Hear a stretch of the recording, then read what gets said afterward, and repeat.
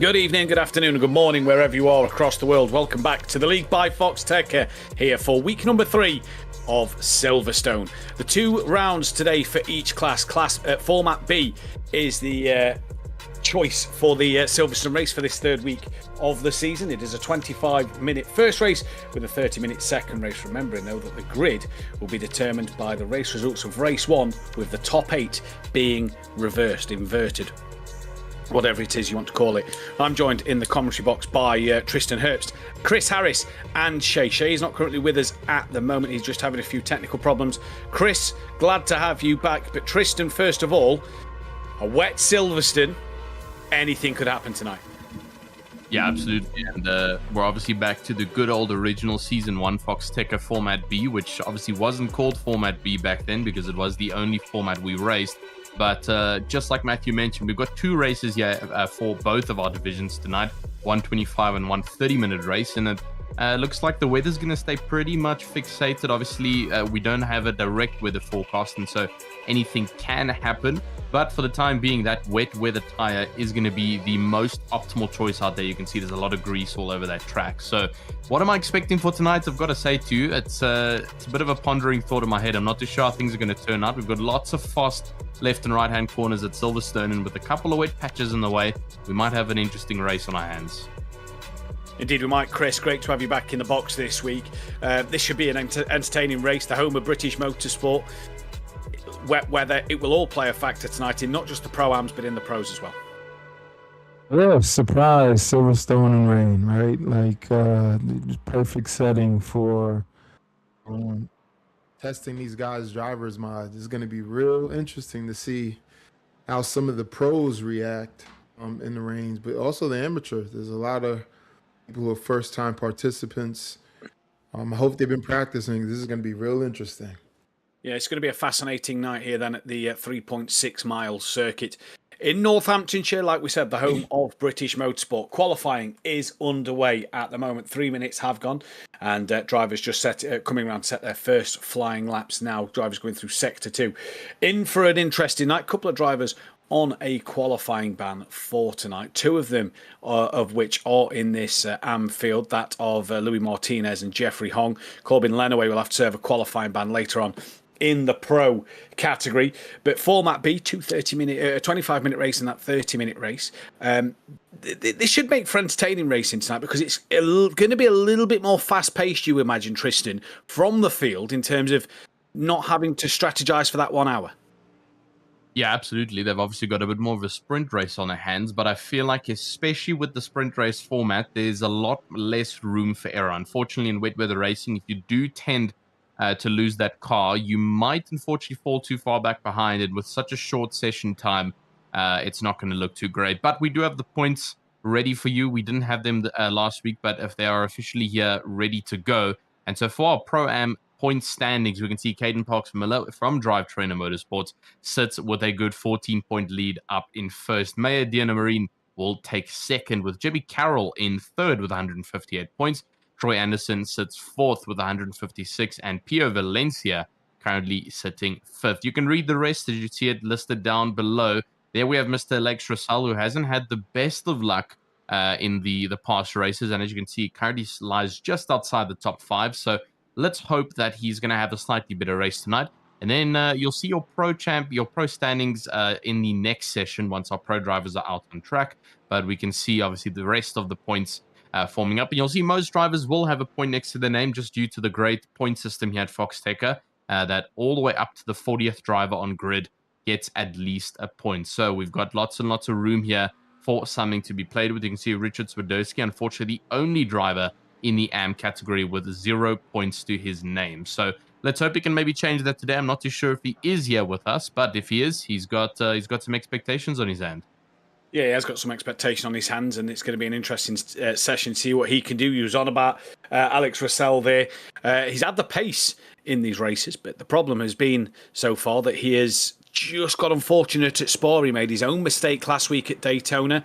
What can he do? Well, he's currently 7/10ths quicker than Parks Miller at the moment, leading the way in the AM field. And as you can see, like Tristan was saying, a lot of greasy patches on this racetrack, especially coming through Luffield there.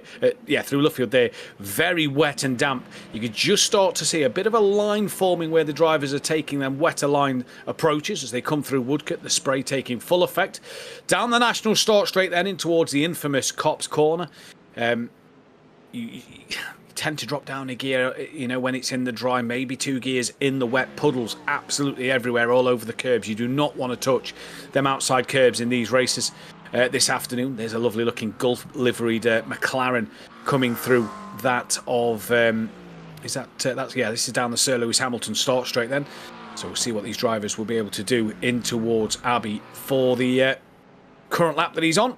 And this is going to be an interesting one to see what Barrington can do in this session. I also want to announce a really special new partnership here tonight. Just for this specific race is with Yamaha Jet Skis. They will be on track with us tonight, racing jet skis with the rest of the class. So, oh, brilliant. As they approach now towards the Wellington Straight. And Tristan, Silverstone in the dry is a difficult circuit at the best of times, but in the wet, it is going to be so challenging. The different lines drivers are going to take this afternoon, especially through corners like we're seeing now, Brooklands and Luffield.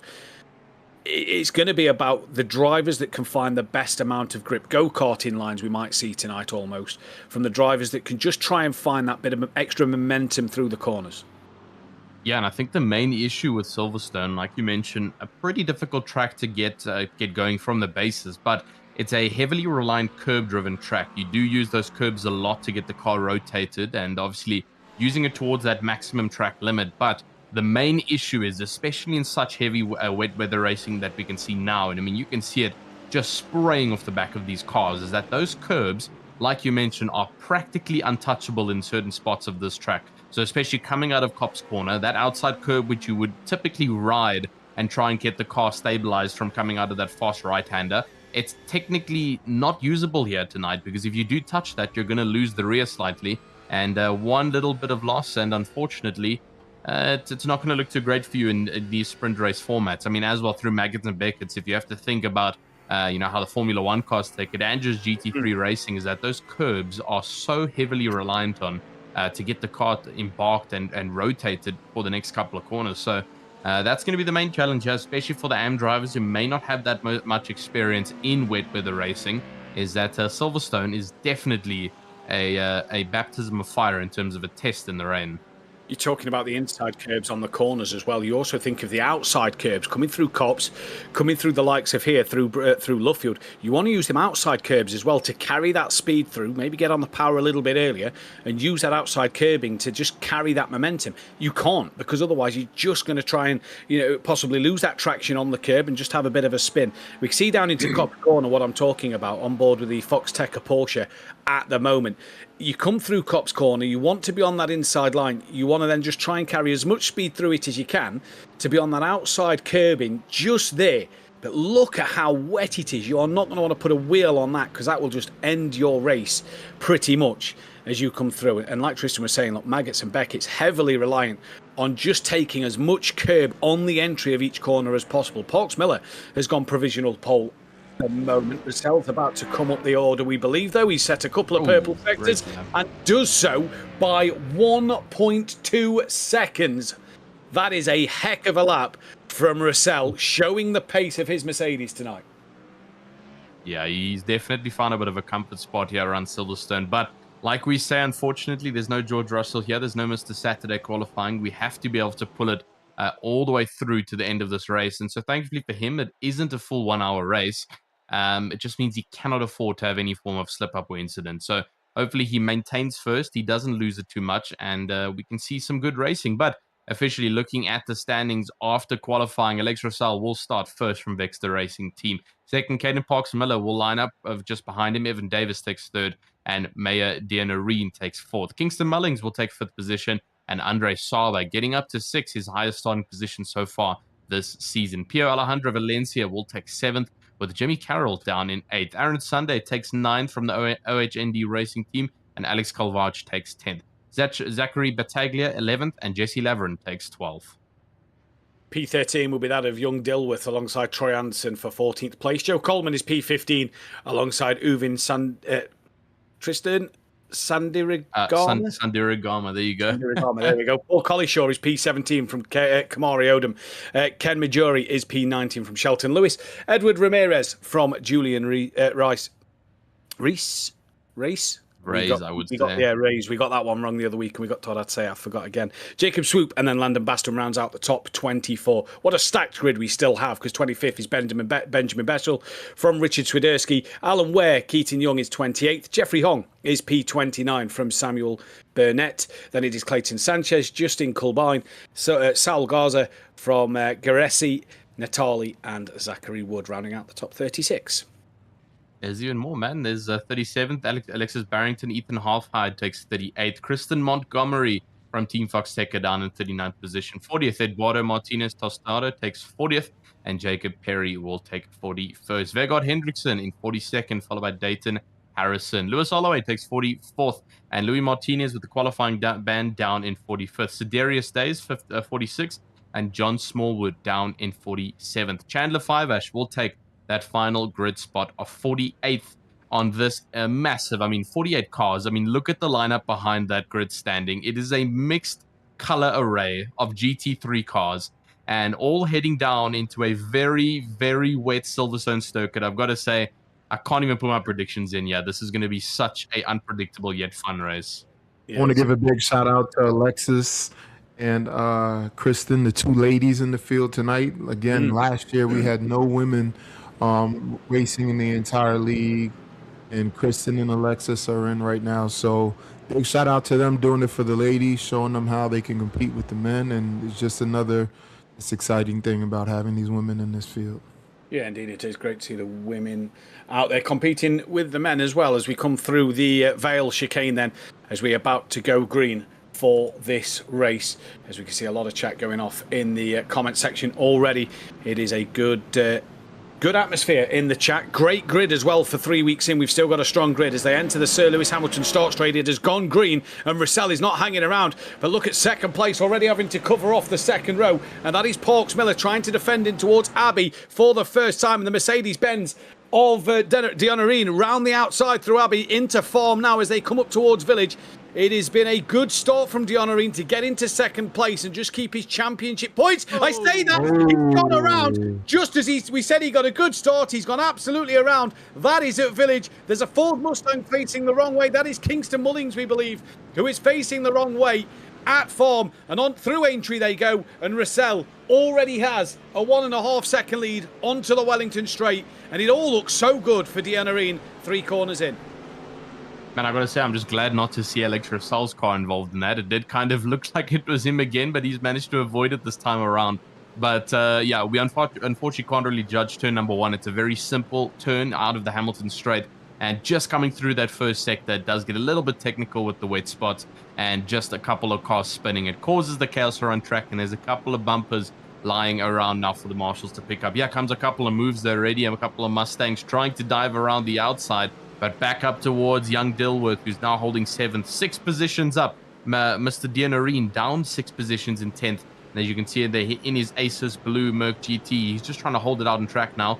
Thankfully, he didn't sustain any damage there with that spin. And so he continues to push now, trying to gain back on those positions. You can see the Porsche just up in front of Alejandro Valencia. He's missing the front bumper. And that's going to be a common appearance here for tonight's racing, as we've already got about 4 or 5 cars missing that front bumper and losing that amount of aero, Matthew. I've got to say, on normal Silverstone, that's a bit of a challenge, but now Silverstone in the wet, man, that's even worse.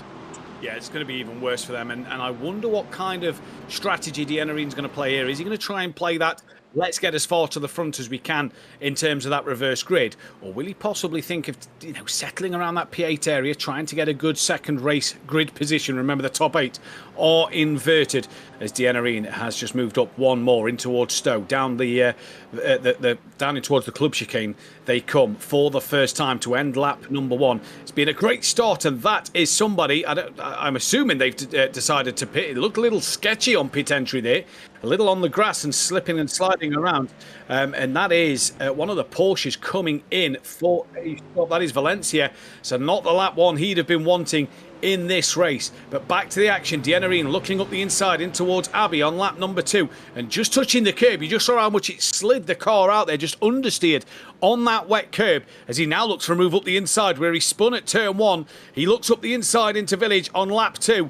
Is he going to make this stick? He'll have the outside line for the loop that links the international and national circuits together. Up and under, he tries to look for into the rear bumper of the Mercedes ahead, and that delays his momentum. Yeah, loads and loads of action and coming onto the Wellington Straight of here. It is going to be... Oh, and somebody's off. One of the Porsches of off, as well as Jacob Swope as he goes around in his number 372.96.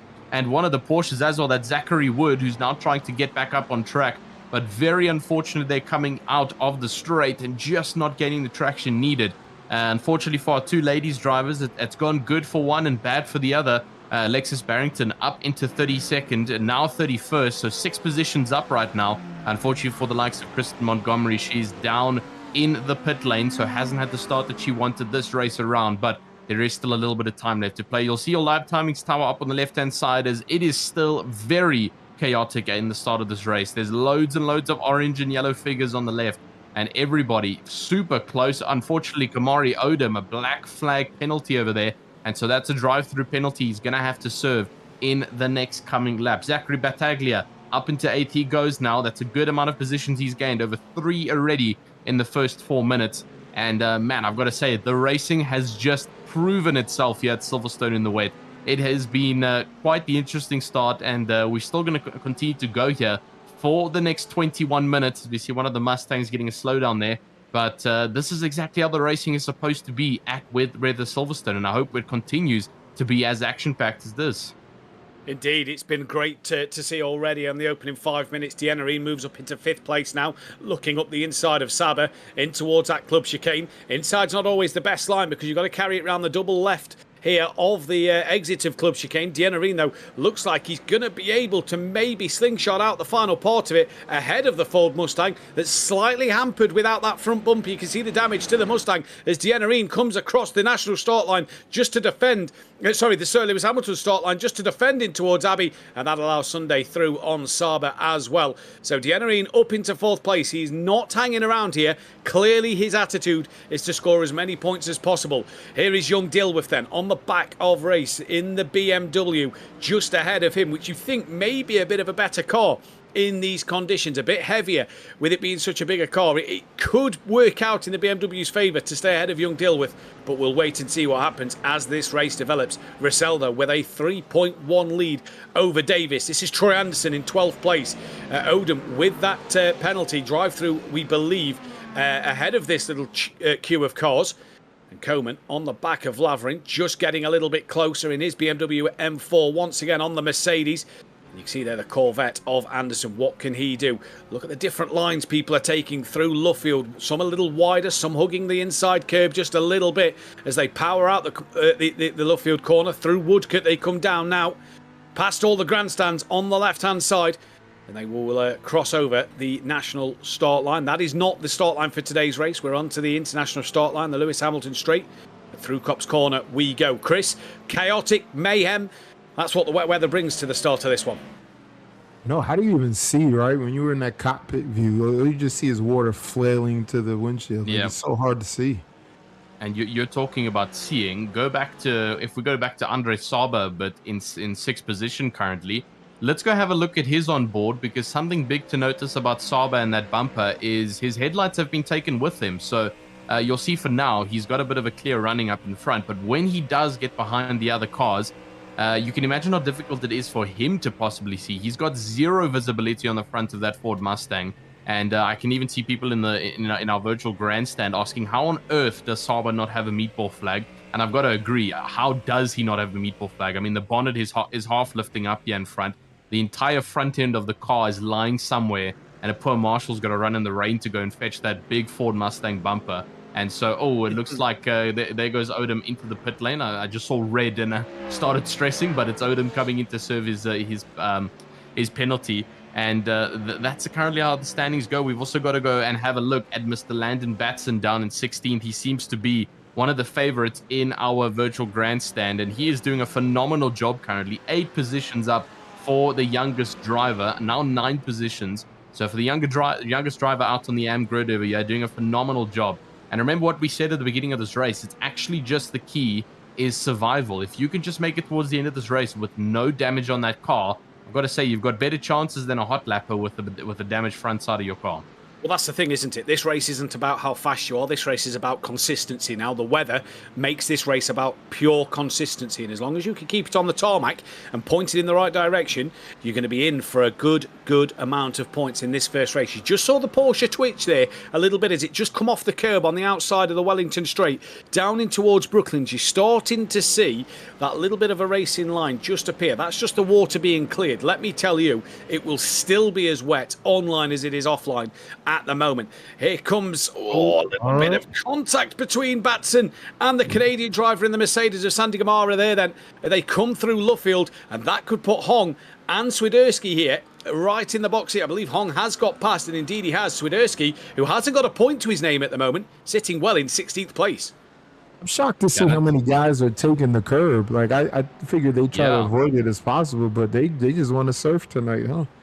Yeah, absolutely. I think when a curb's got less of an exit angle, it's slightly more safer to take. So especially that cop's inside curb, it's not exactly like a heavy breaker where they're trying to rotate the car that much. So I don't think it's affecting these cars as much as we possibly thought that it would. Remember, the wet tires also provide the most optimal grip in this type of racing, and so there'll be a slight advantage to that. If you had to go out of here in dries right now, you'd practically be tandem drifting with the Marshals.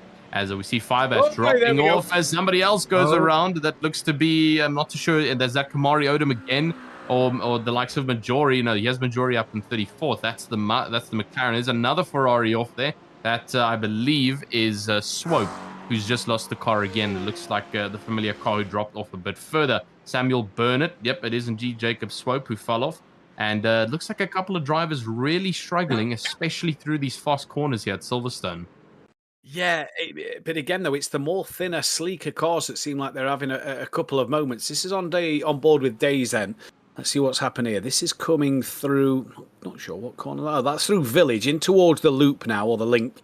Just gone a little bit wide, just possibly aquaplaned, under braking a little bit as he goes off at the link, and he manages to get back on in towards Aintree. A couple of replays we're bringing you now, and this was then Martinez Tostado coming down in towards Cop's corner, and this is the spinner we've just seen in the Porsche, so he's just can't get the power down, and then just the rear end wants to overtake him. He's ran deep, ran wide, and he's possibly just put a little bit too much accelerator pedal on just at the wrong time as he's already sort of understeering wide of the corner. We saw Swope recovering from a spin. Who's that? That is Harrison looking up the inside. Did he just get two places there? I wonder, under the braking. Absolutely fantastic. And I have to say, the Mustang and BMW could be, possibly the Mercedes-Benz as well. We're seeing Mercedes dominance at the moment. Could be the cars of choice today. Just that little bit heavier front engine car. That's just going to help the cars sort of be a bit more balanced through the corners, isn't it? Yeah, absolutely. Especially in the rain, you'd always want an understeered car compared to an oversteered car because it's a little bit easier to predict in the rain, especially if you smack a massive puddle with the low ride height of a GT3. It is going to throw the balance off on the car. And having all that weight set up in the front, especially with the big V8s, it's going to make it a lot easier to manage expectations. Whereas if you're in something like a Corvette or one of the McLarens with a mid-engine, yeah, good luck. If you smack that puddle, it might just spin you around and make you look at the enemies behind. Yeah, Mr. Jimmy Carroll, I mean, you can see the movement under braking there through the wet sections in that Mustang, the Mercedes. And I mean, you can just see also as he's trying to balance out the car as it's coming into the braking zone, all the weight shifts onto the front, and it's almost like it's figure skating on its nose, just trying to porch itself around track. And I'm seeing the commentary section again. Our section is filled with people trying to cheer Kristen back on to get out on track. I see she is down in the pit lane, unfortunately, 6 laps down. But if she is here, if a family member is here, maybe someone should urge her to just get back out on track and, you know, just experience the wet. It's always a great thing to finish a race, especially in a sprint standard like this. It's just get the track done, get it over with, and then you've got another one coming to hopefully have a bit of a better race. Indeed. I wasn't looking at that comment. I was looking one at a couple lower that I've just seen pop up there. That would have been my teammate from 2 weeks ago on a Le Mans Ultimate race that we did, Tristan. I don't know if you've seen that comment. Just Goldline at the moment. Coming through Oh dear! I told him Being about it the active, other man. day. That was my teammate active. from that 4-hour race, and I just saw that comment. That's what's made me giggle. Anderson's moved up into 8th place. Swiderski moves up into 13th. So we've got some climbers here at the moment. And oh, look at Jesse Lavery in there. Was that around the outside of the Porsche of Young, or is Young looking up the inside? Not quite sure. We saw the end of that one. Young, another one. Look, no front bumper, but that bonnet looks a little squished in at the front end as well. But a few more gaps than what we've been used to seeing over the races. In the previous weeks, that looked like that Mercedes was a little sideways there as Parks Miller and Hong going at it. Hong's back up the inside, up and under for Parks Miller. Lovely little move through Luffield, bit of contact on the exit. And this is what the wet weather's going to provide. Not only was that a brilliant move from Parks Miller there to get the up and under, but drivers just misjudging their braking into these corners can just just run a little too deep, aquaplane a little too deep, and that's just going to allow the cars in front to come back up the inside. It's going to be an interesting one to keep our eyes on in this race.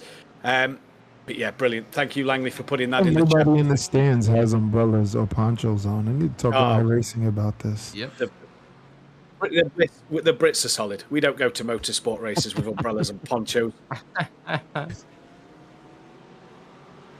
Oh, Shay's with us. Good afternoon, Shay. Hope you're well, buddy. Shay's obviously got his sound working now to be able to hear us. Parks Miller is on the back of Valencia, who's on the back of Sander Gamara then, in his Mercedes-Benz. And Anderson, sorry, did Anderson just drop down one or Sauber get past? I'm not sure what happened there. Yeah, so Caden Parks started up in the start, and he obviously had the spin earlier on that's now, made him go all the way down to 17th position. And, a huge dive from that McLaren at the back there. That looked a little bit scary. He was slightly off the brake boards there. But we have actually gotten a little bit of inside note for the next series, the next division. Marley Joff has come in and notified us that the Corvette is a little bit spicy in the wet here. So our predictions are right. The front engines are going to be a bit more better to play with over here, and we'll have to see what's going on. But yeah, other than the comment, our commentary section being filled with insults thrown at my poor McLaren at the Spa 4 hour, we've also got loads of cheerings coming along for Mr. Aaron Sunday up in 5th position, and he seems to have quite a running as well. He's doing a phenomenal job currently towards the top side. And I've got to say, that OHND livery is screaming for an award. I mean, look at that car. That is absolutely incredible. So 4 positions up for Sunday. Yeah, absolutely. He's dressed for success. And he's doing it incredibly well, I've got to say. You can see how he's just nursing that McLaren around the puddles. And I mean, 4 positions up, 5th place. He is unfortunately going to be rotated in that top 8 round, that top 8 rotation. But because he's towards the backside, or I believe he might be roughly in the middle, it's not going to be too much of a rotation. 3 wide almost coming into the next corner. And then there's Andre Starbo, who had all the damage up on front, and that's with Troy Anderson. And this is for pole of that second race with the top 8 reversing. And so currently Sauber has got that 8th position. You can see Kalvash just behind is trying to fight to get into that 8th position. Remember, whoever's in 9th does not get any form of rotation. So you want to try and actually sit in 8th in this current position if you can. Otherwise, you might just sit slightly further back in that mid-pack. But I've got to say, Shay, it's great that you're back with us now, and you're ready to give us some insights. We didn't get to ask you how what you think this race is going to be like. Obviously, we're already 16 minutes in, but how has it been so far for you? And what are you expecting for the next 10 minutes? So far, it's been absolutely chaotic. Saba's entire front end coming off and him still running the race. No meatball flag. The few spins that we've gotten, as well as those that are leading out front. It's great to see. I love Silverstone. It's an infamous track, and the combination of it being in the rain is classic.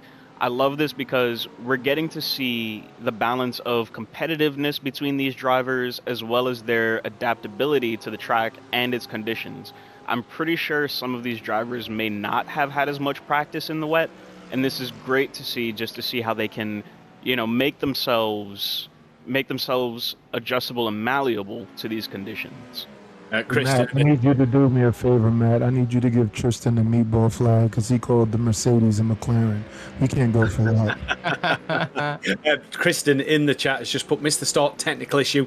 She'll jump in for Heat 2. Let's go Team Foxxtecca. So that is the reason why she's in the pit lane at the moment. So I can only assume either wheel or PC technical issue on that side. Clayton Sanchez is 29th at the moment on the back of Henriksen.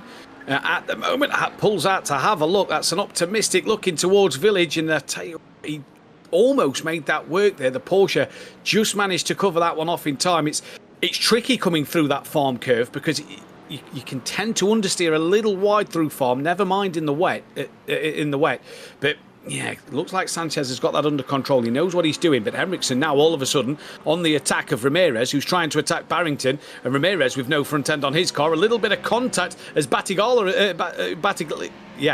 Zachary has moved up into P5. Sunday is in P6. All over the place. Now, Sunday's had another moment, in fact. Sunday's dropping down the order quite quickly.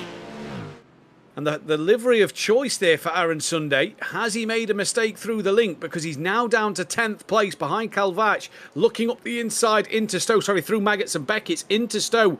Go Sunday now.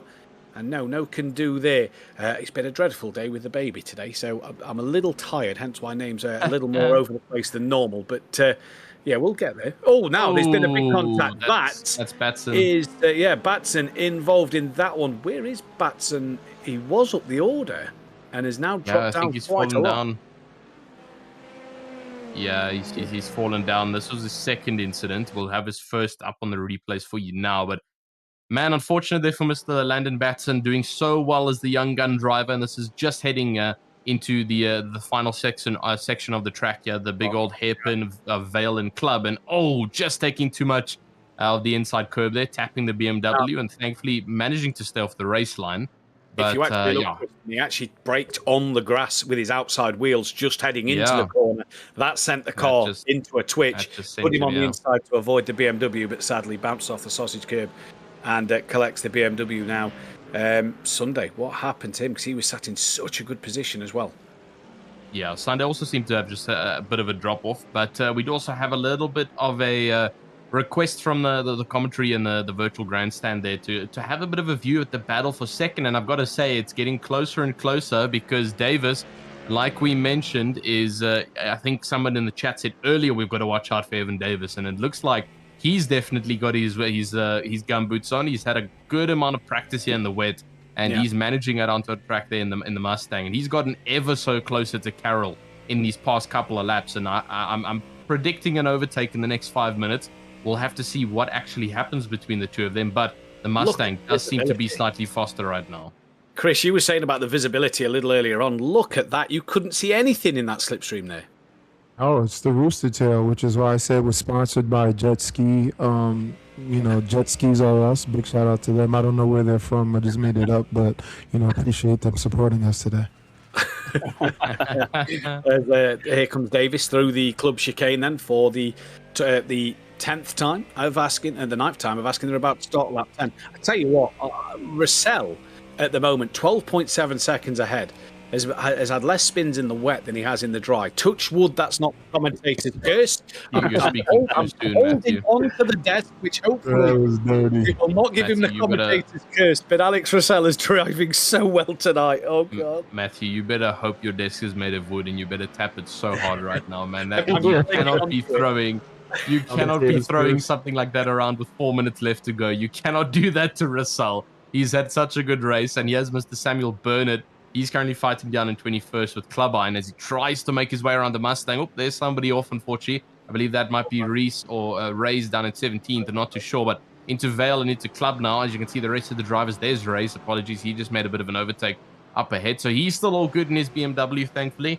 And for the time being, we've also got Marley Joff cheering on Mr. Troy. He's currently up in 6th for the Corvette gang. And they are actually the only 2 Corvette drivers, I believe, in our entire series. So one in the Pro class and one in the AM class. The rest of the drivers have opted to not go for the Corvette. I know we've also got Clayton Sanchez down in 26. He's also in the Corvette. So a couple more names here in the Corvette gang. That's great to see. We've got for the rest, but Now Marley Joff is saying engine failure coming in for the first place. You see what you do, Matthew? You're letting people ponder now. Yeah, I've caught it there. Number one Finn fan, aka my teammate Langley. Commentator's curse with 2 laps left is crazy, Matt. He should know how I commentate. We've worked together plenty of times, so he should know what I'm like. This is then Natali coming in towards Village, and this was the BMW actually making the move just a moment ago into the link. It was a good move around the outside of Village. Oh, bit of contact from Natali on the Mercedes there. I think the BMW had the move done anyway, but yeah, that's halted that Mercedes' progress from Natali. Just a moment ago, he's gone a little wide, and that's what them curbs are going to do in the wet. They just suck you in a little bit because you don't want to be putting the power down too much on them and maybe losing that rear end. But so far, Anderson is on the back of... In fact, no, he's got a back marker on the back of him. He's up into 6th place, up 8 places in that Corvette. This is Young. Apologies, not a back marker on the rear of him, looking in towards Stowe. Great camera angles here as they come over the curbs on the Stowe exit, down the Vale straight in towards... the club chicane. Young having a look, looking okay actually in that Porsche with the front end damage, and Anderson deep at club and straight off. You can't try and outbrake the opposition in these kind of races because you're going to be the one who comes off worse. Yeah, the puddles seem to just be forming, especially on those non-used lines. Obviously, the racing line's going to be the best currently for the drivers, and they'll use those other patches to cool those wet tires down, but definitely not optimal to try and brake in them. Unfortunately, the water will take your tires by storm. And that is indeed what happened to the Velocity Server Racing Team driver of Troy Anderson. But here we have Jimmy Carroll is officially under pressure, and he's no longer under pressure. That is a massive spin from Davis, and just taking too much of a turn there in the Mustang. You could see it. He moved under braking at the last minute to try and tuck in, and just that amount of force on the braking while being at a slight angle just sends the Mustang around. We'll get the replay for you to see how exactly that happened. Young is also falling off the leaderboard. What on earth has happened to Young? We've just got an out next to his name, so I'm not too sure if he's had an unfortunate disconnect. We cannot find him out on track. So Young, possibly a towback or a disconnect. That's very unfortunate to see. But the battle for 4th has completely changed. I mean, the battle for 2nd, as Carroll has got no opposition left. We'll try and get a replay for you of what happened there to Davis. And it's coming in a couple of seconds. There's Young back. He's back up into 6th position, fortunately. So just a bit of a timeout, but fortunately, he is all good. He has that replay. So in a bit of slow motion, you can see Davis on the outside line. The next corner is a left embank. So he comes left, goes back right, and then tries to flick left last minute, touches the outside curb, and just that much curb can allow the Mustang to over-rotate. Tell you what, I bet if you're the Mercedes-Benz driver in 2nd place, you'd have been looking in that rear view mirror and praying that Mustang doesn't come and hit you. Russell's won the race, so the commentator's curse didn't happen for Russell. He's finished in P1. What a drive from Alex Russell. He'll be starting P8 in race number 2, coming your way in a few moments' time. Carroll, though, Jimmy Carroll, fortunate on the penultimate lap. He crosses the line for P2. Dianarine, after his lap 1 spin, crosses for 3rd place. Brom Davis, who made that error. And what a good drive. What a comeback drive from Dianarine in that one then, as the drivers are going to all come across the field now. Just seeing in our virtual grandstand as well that drivers are the virtual fans are appreciating Landon. One of them, Mark Williams, saying that he's got a bright future ahead of him, and he really has, hasn't he? Let's be honest, the end of this race, all right, he didn't have the rub of the green in, but the future does look so bright for him.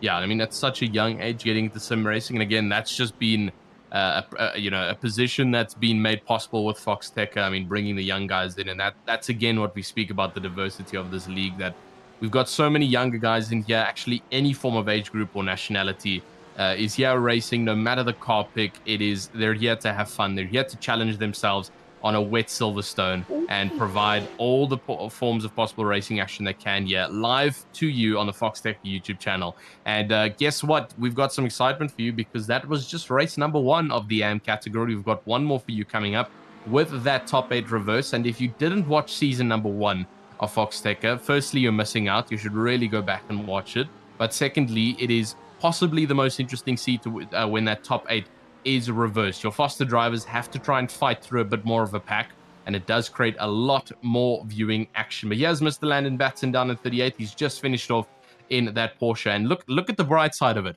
Do you see any form of body panels off of that Porsche? I personally don't, and I've got to say that is a big one up on a wet Silverstone. Another That is positive. all in one piece. When I was 7 years old, I was definitely not doing the things that he was doing. So hats off to him. And another positive, couple of points in the bag for him there as well to add to his championship tally. So even better as the rain continues to fall here in Northamptonshire. We'll get you the race results as the drivers have just finished race number 1. Top 8 it is that is inverted as the question comes in the virtual chat. So that'll be an interesting one to see. And again, from Langley, the number 1 Finn fan, Sauber from no meatball flag to pole position for race 2. What a drive to hang on to that P8. You can see there, Andre Sauber P8, but it's Alex Russell who is your race winner from Jimmy Carroll, Maya Dianarine, Evan Davis, your top 4. Zachary Battaglia will be P5. Keaton Young from Troy Anderson and Andre Sauber P8. They will be inverted and it will be Sauber on pole. You can see the rest of the top 18 finishes in that one. Pierre Alejandro Valencia will possibly be a bit disappointed with that. He'll drop points to the championship rivals around him. Yeah, so slightly a more unfortunate race for a few, but slightly good race for the others. Fortunately for Alex Russell, he's gotten himself in a P1 spot and he's made it last towards the end. There's the rest of your grid lining up all the way to the end of the 48 car pack. There's Mr. Landon Batson down in 38. And Ken Majori, Edwin Ramirez is there from the Clutches Night crew. That's obviously Shay's team. So if you've ever got any beef with the Clutch Night crew, if you want to compliment them, you've got Shay on live hot mic, so you know it to come. They've already gotten to me. They've already gotten to me. I've dealt with it. They've already found you. All right. Okay, guys. So Shay's temporarily unavailable for the next 3 to 5 business days. Please do not contact him. Thank you very much. But we officially head into a bit of an intermission now. A 3-minute warm-up before the next 30-minute race. And the top 8 split being reversed. Guys, I've got to say, I am super excited to see what these top 8 can do in the wet weather conditions. Yeah, indeed. It's going to be an interesting race, isn't it, with the top 8 inverted there. The thing is, as well, I think that what you've got to look out for is that top 8. We saw how exciting the reverse grid was last season. In these conditions, it is going to be even more intense, I think.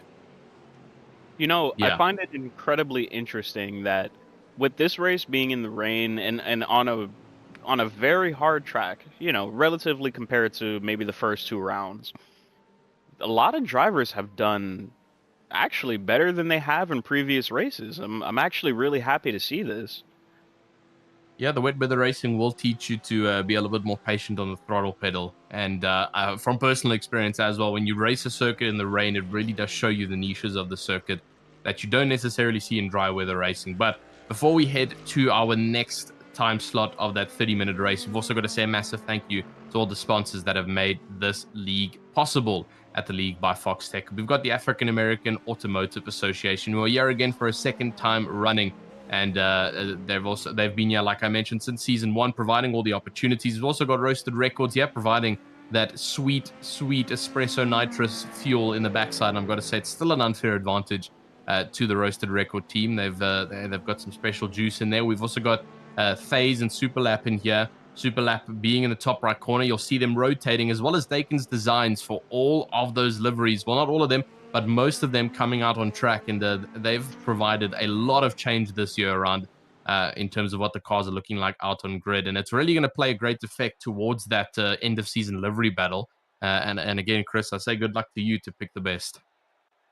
Listen, I'm taking bribes still. That's still on the table. You know, they'd start at $100 and we'll just go from there. We've got to add a GoFundMe link in the description of the YouTube videos.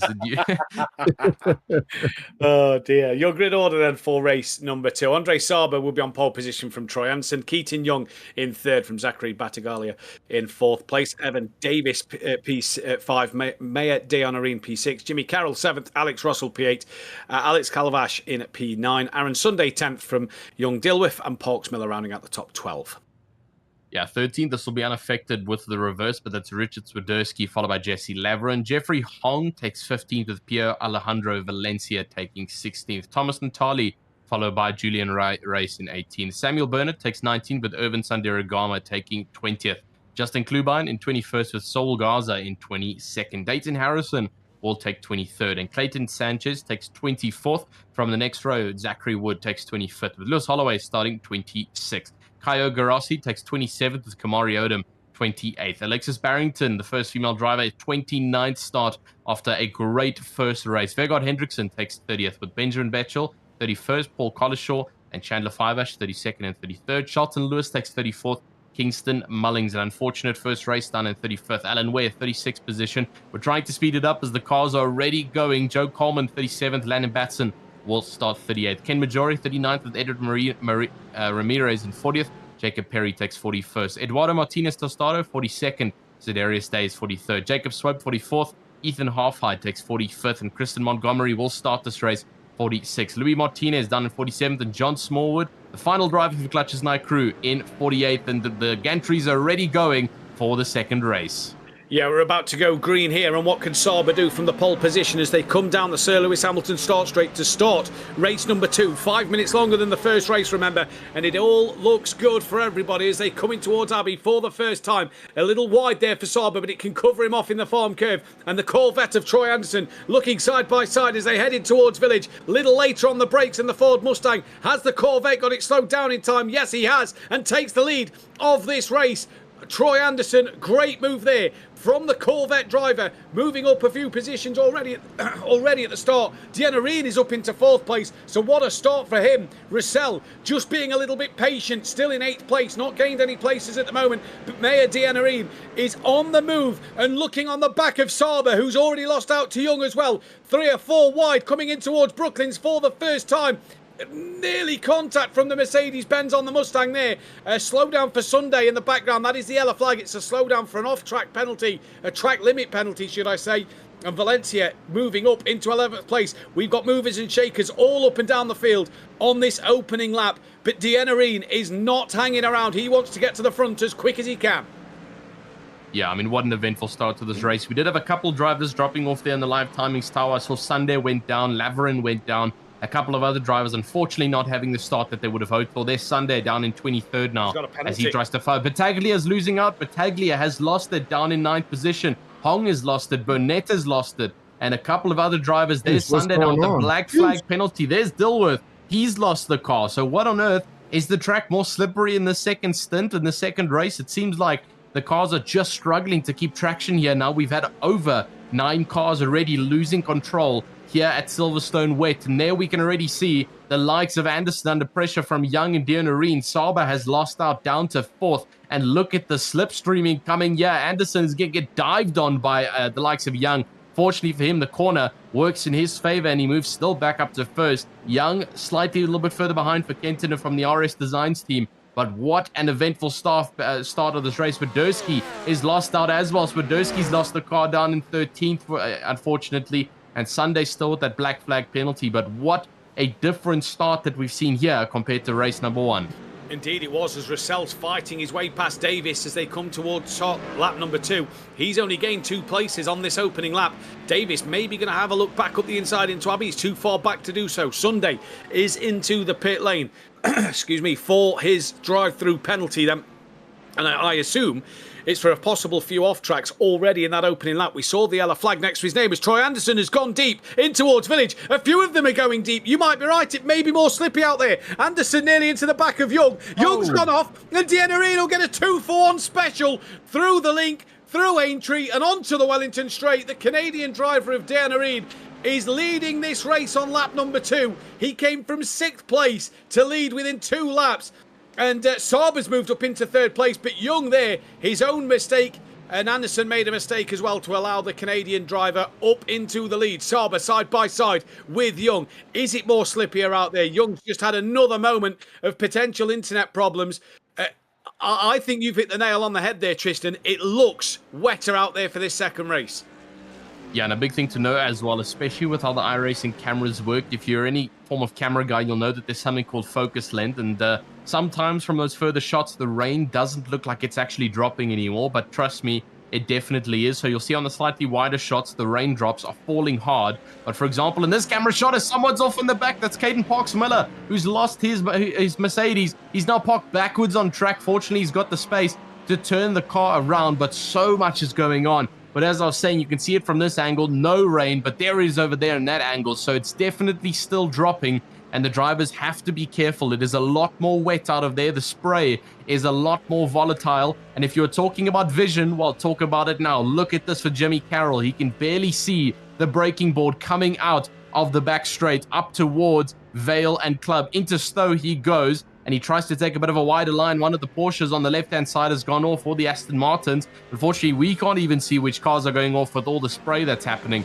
And I'm surprised he's only on wiper setting number 1. I would be on the highest setting right now. As we can see, most drivers still on a slightly slower wiper. This is very difficult racing and a good test of skill for our AM drivers. Troy Anderson's had a mistake as well. He's just rejoined at the exit of, midway through Club. That's dropped Anderson all the way down to 6th place. So Russell now, at the end of lap 2, start of lap 3, is up into 2nd place and will be attacking Deanarine like he did at Spa 2 weeks ago. But it's Deanarine from Russell from Carroll, your new podium now in this race. And I have a feeling it could still change just this within the next 25 minutes. Young fending off that of Davis, Anderson, Sauber and Valencia, having a much better race number 2 as he looked up the inside of Sauber there. Parks Miller and Collishaw gaining a few places, as did Swiderski. Garza as well, and Valencia is actually underneath through Aintree on the Mustang of Davis. Of Sauber. Has he got the speed? I don't think he'll have that top-end speed. The Porsche versus the Ford Mustang. What he has got, though, is a nose just up the inside of Brooklyn's Go. This could benefit Sauber if he can hold it around the outside. A bit of a slide for Valencia. Held on to it well. And this is now allowing Hong to have a look up the inside of the Porsche. Yeah, so much going out on track. I mean, Shay, I don't know if you've got any input to give you, if you're just trying to keep up with the changes on the live timings. I'm just trying to keep up. As soon as the race started, we had so many people go off. I was so confused, but you guys seem to have hit the nail on the head. The track has gotten way wetter since the first race. Yeah, and if you thought the curbs were volatile in race number 1, dare try and touch them in race number 2, and you're going to need a new redesign after hitting the wall by Dakins Design. So watch out for those curbs out there, drivers. Troy Anderson still trying to manage now through Maggots and Beckett. You can see Davis up in front, very slippery Mustang, and he's trying to hold it. He's in the front engine, right? So he's got even more stability than Troy does here in the Corvette, and so you can just see how much the drivers are having to fight for it here. We've still got loads and loads of support coming in for Aaron Sunday. He had a bit of a spin up towards the front side of the track, but he's out there in 35th, and he's still pushing on as strong as he possibly can.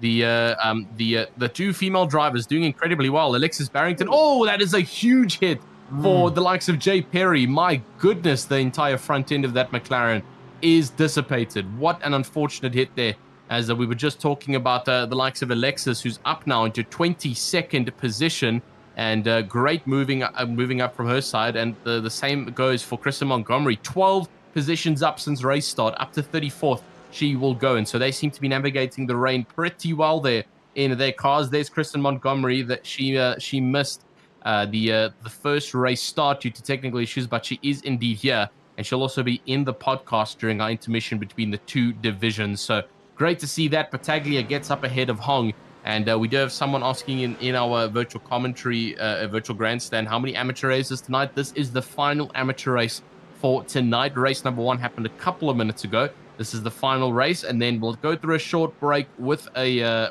podcast, and then we head to our pro division racing. And if this has shown you anything, man, I cannot wait to see what the pros do.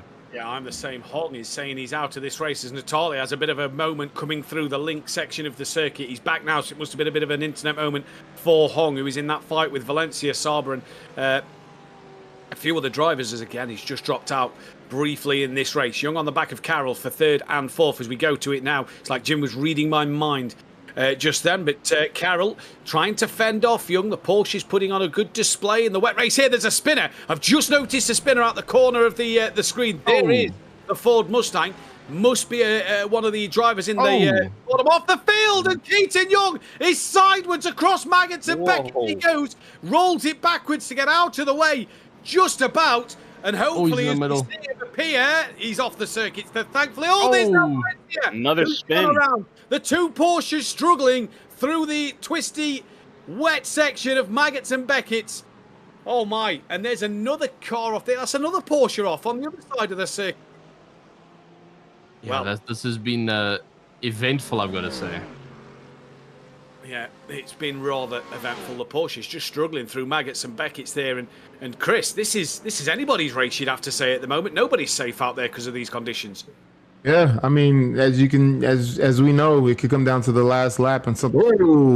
Oh, well, there you go. Anton Young has lost it again. Oh, and the likes of Valencia. Man. I mean, Well. Matthew, I think Porsche struggling is an understatement. That's not 2 incidents in 2 corners for both the Porsches, unfortunately. And I think Anton Young's going to have to pull it in. He's got definite damage. Valencia's into the pit lane. Skwiderski's got the meatball flag. So, my goodness, a little bit of an eventful day out there for the Porsches, just losing it. And remember, we were talking about the front engines having stability. The Porsche, the only GT3 car with its engine right in the rear. If you physically open up the boot, you'll see the straight 6 up in the backside over there. And so it's got the lowest amount of stability at a track like this. The mid engines will then be next, and then the big front engines are trying to tail it around the track. There's another Mustang who's gone slightly off. I believe that might be a back marker, giving a bit of leeway for the rest of the drivers. Andre Saba up in 5th position though, and Dean Areen seems to be running away from Russell for the time being, but we've still got so much support in the virtual grandstand for the likes of Kirsten Montgomery, who is absolutely pacing right now. And this is the big question over consistency compared to pace. And she is just keeping that Porsche 100% consistent down in 35th, 11 positions up, and still pushing on strong for the next 20 minutes of this race. Troy Anderson up in 6th. And I've got to say, he's doing a great job to keep the Corvette on all 4 wheels. And you said it about the Porsche here with its engine being in the rear. It's the Porsche's main opportunity to capitalise is all in the traction zones, because that power will just go straight down onto the rear wheels with that weight being at the back. It's able to get out the corners better. That's gone in the wet. That's just out the window. There is no advantage for this Porsche in the wet. And yeah, it kind of makes the Porsche just a bit of an average car in these conditions, if you ask me. But so far, the Porsche drivers struggling out there at the moment. Every Porsche is average. Sorry, I had to respond to my producer in my ear there. Every Porsche. The best car is not actually on the grid for the two the Pro and the Am Series. That's the Acura, sadly. No, it's the Audi. You can't fight that. Come on. Okay, let's move on. It's the Audi. It's undisputed. All right, moving on back to the normal fighting on track. Reyes is still in 13th, and he's diving up on the inside now. On to the inside of Kingston Mullings, I believe, or Laveran, actually. That's Laveran on the outside, coming into Stowe. And he's broken slightly later to hold that lead. There's another one of the Ford Mustangs. That's the back marker. Not too unfortunately too sure who that is, as they're currently still going out on track through Vale and Club now. And we can still see that Laveran holds up in front. There we have again Mr. Anderson. Natali's lost out down in 20th, and he's dropped 2 positions already, now down to 21st. I wonder if he's had a bit of an incident there. He is in the Porsche, so I'm not trying to call anything, but I think there might have been a bit of a slip up there again. The Porsche is struggling yet tonight, as we're still on board with Troy Anderson. Andre Saba has also done a great job, and we're talking about his conversion arc. I mean, obviously, from ripping the front end of the car off in race number 1, to getting the best possible flip in the reverse grid, and now he's still fighting out in 5th. I've got to say, with the next 15 minutes or so, he's really got to push if he wants to render something. But it's good points, 8th and a 5th, good points to take away from a really tricky Silverstone, let's not be honest. Your favourite livery, the Counter-Strike Porsche, is actually running 10th place with Collishaw at the moment. So a good job from the Brit on home soil for this one. There he is. I believe it was Counter-Strike delivery, if I'm correct. Yeah, correct. There we go. Yeah, there he is, running in P10 in his bang average Porsche. He's doing a great job, P10. He'll know this track like the back of his hand, being from the United Kingdom. He'll obviously be familiar to the wet conditions of Silverstone, and he's going to try and head down after Parks Miller, who will see what he can do. And Jeffrey Hong there has a bit of a moment, flicks it back around to point in somewhat the right direction, loses out to Parks Miller, and Collishaw will now move up into P9. So the McLaren just had a moment through Cop's corner there. Once again, the field just getting spread out a little bit at the front, but there's still fights happening all up and down this grid, no matter where you look. Sorry, Chris. I was gonna say you can call all the cars, all the Porsches ordinary. You cannot call a Prince Stream Porsche ordinary, right? There's nothing ordinary about that. So Collishaw's doing a great job up in 9th position, man. I swear I'm picking sides here. I promise you I'm not picking sides.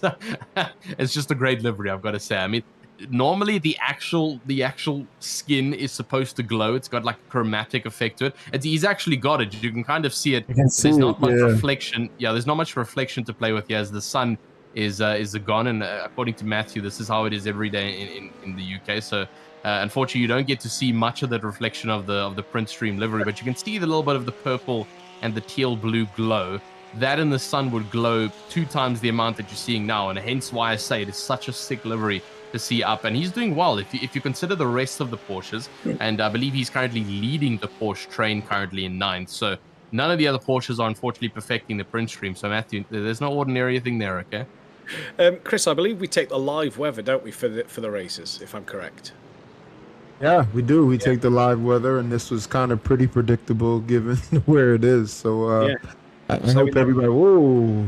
In 3 weeks' time, if Donington Park's dry, that'll probably be a lie. Because every time I'm at Donington Park in April, it is always wet, nearly flooded. So Donington Park, looking forward to that one. That was Anderson having a moment as Marker, I believe, who's just nearly gone into the back of the orange Ford Mustang. Great save, just off the circuit. Here's Hong trying to come through.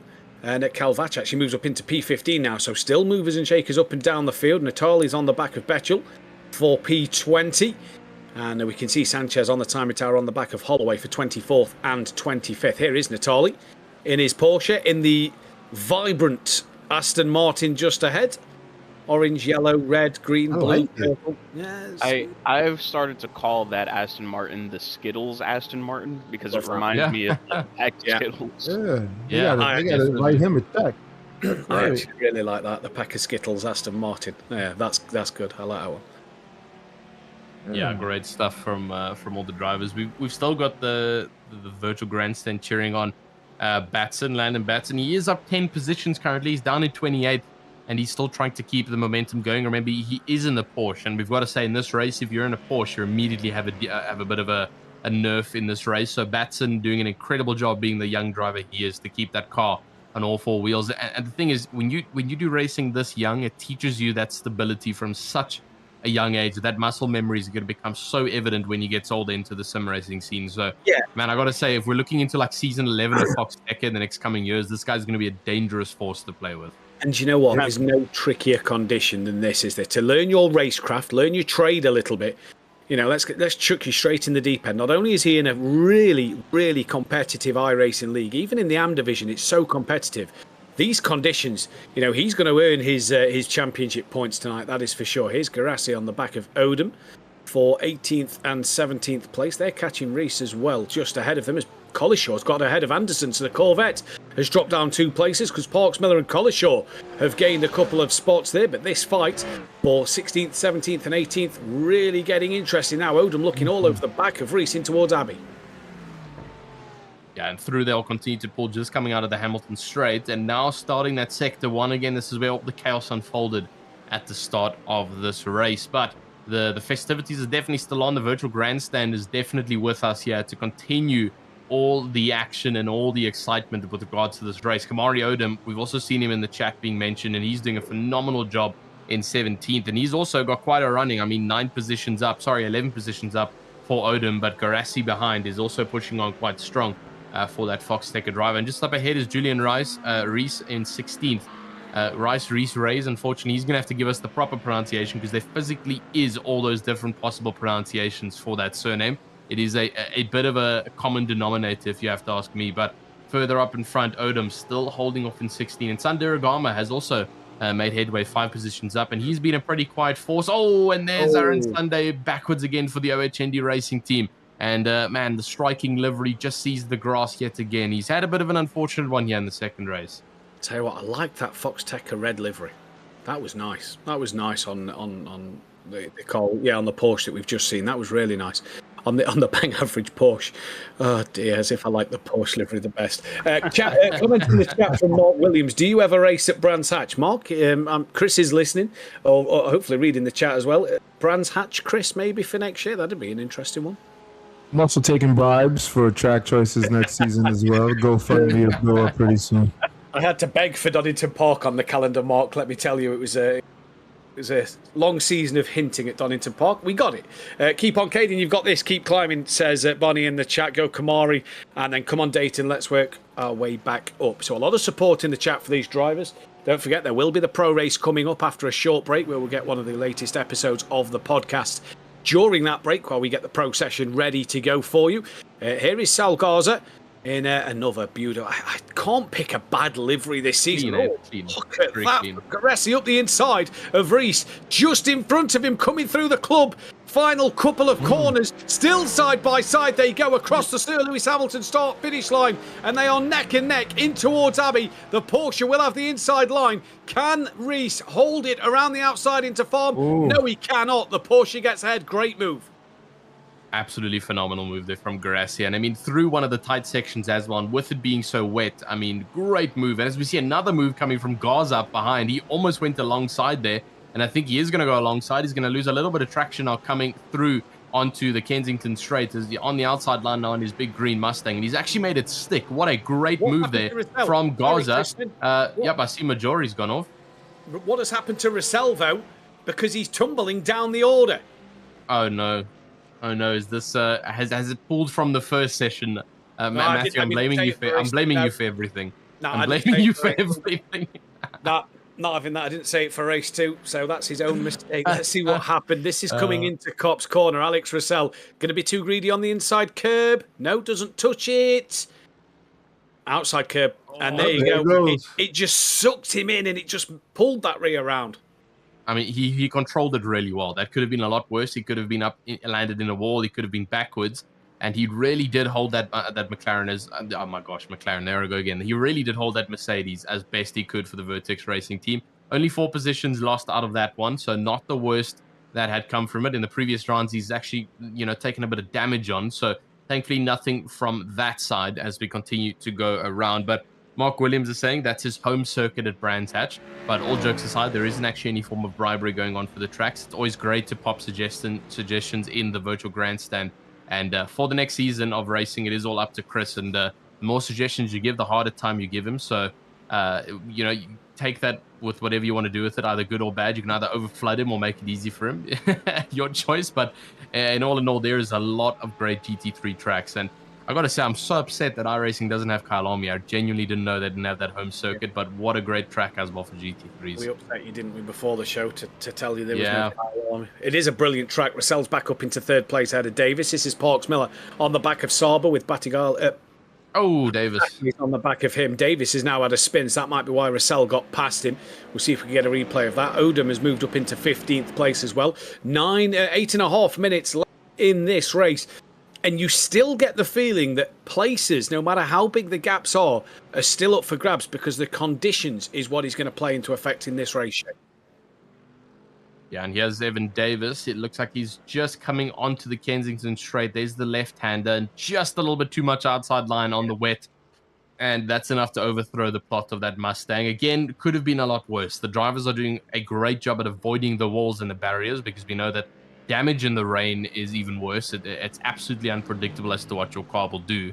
And fortunately for him, no damage there, as we have got lots of drivers still going around. There's so much like entertainment coming from the virtual grandstand as well. It's so good to see the camaraderie in the virtual grandstand, just cheering on all the drivers and hoping that they continue to push. We've got a great standing there from Kamari, Kristen, and Alexis. Word from the commentary from the virtual grandstand that they are absolutely killing it in today's race. Kristen up 13 positions. She's currently in 33rd. We've then got Alexis. I'm just trying to find her here in the live timings. As I don't know if I'm blind. No, there she is. She's in 27th currently, 2 positions up. And then Kamari's also just doing a great job. He's all the way up, I believe, in 15th with 13 positions gained currently. So, yeah, great stuff running from all the drivers. Odom actually moves up even a little bit further now, as all of them still trying to get around. 7 minutes left of racing. This is where it gets hectic. Yeah, and there's a good group of cars just here in this Natali, Garza, Valencia, Reese kind of area. Hong saying he's out. That could just, again, be internet. He may just jump up the standings a little bit because we've seen him up and down a few times in this race. But a good queue of cars here. This is going to be tricky, Shay, for any of these cars to try and go for the overtake. I say that, but he looks up the inside, twitching all over the place in towards Stowe and can't get the job done on the BMW. But Shay, anything can happen in this big group of cars. Well, this is particularly what I was mentioning earlier about that balance of competitiveness and adjustability, because these are all sim racers, but at the end of the day, a lot of us are gamers, and what we want to do is win. We want to win the race as soon as possible. However, what a lot of us need to remember is the race is not won as soon as the race begins. So to see the patience and just adjustability to the weather and the conditions, it's great. And I'd like to see how this determines the final order of the race as we get to the end of it. I will also say, I love the support from all the fans in the YouTube, for all the drivers that we have here. Everyone's doing so much better. Oh, wow. Oh, and that's Natali, who's just lost it for the KTX Blackout team. And Valencia's gotten a black flag for that one up in 21st. It looks like he Yeah. exceeded the track limits, and very unfortunate for him. So, or possibly instant- contact. Yeah, Incident points. I think he's just spanned Natalia around. I don't know if we can get a replay of that. I think there was definite contact between the two, and I think the incident points is what's given him the drive-through penalty. So Valencia watches on now as Holloway attacks that of Garza. But yeah, I don't know if we can get a replay of that incident just a moment ago. Here we go. Jimmy's on it tonight. Always is on it every single week. So this is Natali then coming in towards Village. And you can just see Valencia goes a little deep. And it's only a small tap as well. Yeah, just a little bit too much over the nose rotation, I've got to say. I mean, it was a pretty good dive controlled. It looked a little bit unpredictable towards the start of the dive, and it looked like he was not going to make the rotation, but just scraping the side of that Porsche, and just over the nose he goes. But here we have Garza. He's now lost out again to the likes of Holloway, who's got a yellow flag slow down, and then obviously Valencia. He's going to try and push as much as he can, but he's unfortunately lost out in today's racing in terms of that position. He's going to get the drive-through penalty, and that's going to push him down the grid. Hopefully he can still stay in 40th and gain at least the points somewhere, but only time's going to tell to see where he drops off. Alex Calvach also had a pretty decent race. He's 4 positions down, unfortunately, but big thing is that never mind. There is damage on the front of that Porsche. I'm seeing a slight bit of black on the front side, and indeed the front bumper. I'm not too sure it's just the lighting of that Porsche livery. No, the front bumper is definitely gone. It is definitely gone. That's the radiator fans that we're looking at. So that Porsche a little bit damaged as it comes towards the end of this race. Here's Garza. He's still trying to move around it. Valencia has got in now to serve that penalty, as we now see the rest of the drivers still moving up. Betchel, Sanderagama, they're up in 16th and 15th. And there's Garasi still in 15th. Holloway a little bit all over the place in his Mercedes. He's trying to keep the traction down as we come to the end of this race. The tires will be slightly worn, and the track very, very wet still indeed. So 4 minutes left of holding. Dion Areen, 4.7 seconds of a gap to Carroll and Russell in the blue Asus livery. Absolutely uncontested here. And what a great race it's been for him so far. We've got a battle brewing here for P4. Davis, Parks Miller, Saba and Battaglia. As I say that, Parks Miller goes very, very deep. Where's that? That is out of Luffield. No, that's out of Cops, sorry. So Parks Miller now with a slowdown that he'll hopefully be able to serve just through this Maggots and Beckett section. But Chris, so difficult for these drivers tonight. What are we expecting from this pro field a little later on? Obviously, the more experienced driver. I think it's going to be more of the same. I think they're going to be pushing these points on the line. And while there'll be a little less chaos, I think as we get later into the race, people are going to be making their moves. So I think it's going to be more of the same. Dianarine here, I think he might just be sitting in conservative mode because he's lost a bit of time to Carroll. And I think it's more just get to the finish line at the moment. I don't think he's pushing too hard to try and create a mistake. It's more taking his time and making sure he gets the car keeping the right way. To get to the end of this race, he's got the gap over Carroll. The gap has come down just a little bit over the course of the last lap. So we'll see what Carroll can do. But the problem for Jimmy Carroll at the moment is he's got to be the aggressor and try and put Dianarine under pressure, who can just bide his time a little bit, knowing that he's got 3.5 seconds to play with. Yeah, and only 2 minutes of racing left. So that 3.5 seconds, he's going to have to try and maintain it with that time left. I mean, you do not want to lose it. If he spins now, that's going to be catastrophic. Those drivers behind him are definitely going to catch up. Carroll and Russell to Dianarine. And so let's hope he is building it up slowly but surely to 4 minutes of a gap now. Carroll has had a pretty consistent day today, I've got to say. I mean, second in the first race. Looks like it's going to be second if he keeps it. He has a Valencia. And that's a netcode tap. Absolute. I don't know if that's a netcode tap or just a slide. It looked a little bit of like a weird bump for Natali as he's completely dropped off. We'll get a bit of a replay there to see what happened. Soap has unfortunately spun around again, and I believe he's new in today's racing. I have not seen him. I don't know if Matthew's seen him in the previous races, but Swope possibly new here in today's racing at Silverstone down in 27th. Batson is now officially on that big leaderboard, down to 28th. He's gone, and he is still pushing on strong in 28th with a 10 position jump up. Swope up 18th positions. So great stuff from all of our drivers, but we have officially reached the final minute mark. Dean will still have one more lap left to go. He is currently on the back straight, heading down towards Stowe, the hanger straight, and with about 45 seconds left, he is definitely going to come across that checkered flag one more time. And so just about one more lap of racing here for the drivers. Can they hold on to it, or will we see some more unfortunate action towards the end of this race? Valencia's just picked up a slowdown once again after he's done his drive-through penalty. So Valencia just pushing the limits a little bit too much in this second race. Calvac is on the back of Young for P12 and 13. But here comes Deanarin with 15 seconds to go. He'll cross the line, start one more lap. Oh, that's a car. Big time in a wall. No rear spoiler on that car. Looked like it had hit the wall bad. That was a back marker as well. Calvac has passed Young. Odom is in that fight with them too as well for 12th, 13th and 14th now in this race. And Young has dropped off the back of the leaders here. He was obviously leading this race at one stage and is fallen down the standings a little bit, but look how wet that hanger straight looks. It is so wet here at Silverstone today. The pro drivers better be ready, and hopefully a few of them are tuned into this first race to maybe just take a look at the conditions out there as they get ready to go for their race coming up. Here is Reese with Holloway on the back of him. In towards Stowe they come. The Mercedes-Benz pulls that inside line to have a look at a late dive up the inside. He does go for that late dive, gets it stopped. Pretty much on the apex if he could take it, and Holloway, great move there up into P number 18 for the Mercedes-Benz. It's not done yet though, because Reese is going to have a look back at him, the BMW, in towards Vale, too late on the brakes, and sends him around, and then that is car through, taps the rear bumper of that of Reese, and a day late, dollar short for the BMW. Yeah, very unfortunate action there towards the end of it. I mean, a little bit too much pressure coming into club, and slightly later on the brakes. But here comes Mr. Deanarin, still coming through Maggots and Beckett's now. And he's trying to navigate a bit of traffic. You can see those headlights flashing. And he's slowed down pace a lot. 2.8 seconds of a gap now to Carroll. I think he's just trying to nurse the car home. This would be the worst possible time to lose the car and spin. You literally lose all of that running for absolutely nothing. And there you can see Carroll is actually catching up rapidly behind. And so he's got to get a move on now. 2.3 seconds. You can see Carroll's just in the background there behind the two back markers. And it's very difficult to get past back markers in the wet weather racing because everyone's trying to choose an optimal line. But here comes Mr. Mayo Deanarin coming out of the hanger straight through Stowe, down the Vale straight and in towards club. The final chicane before the start-finish straight on the Hamilton straight.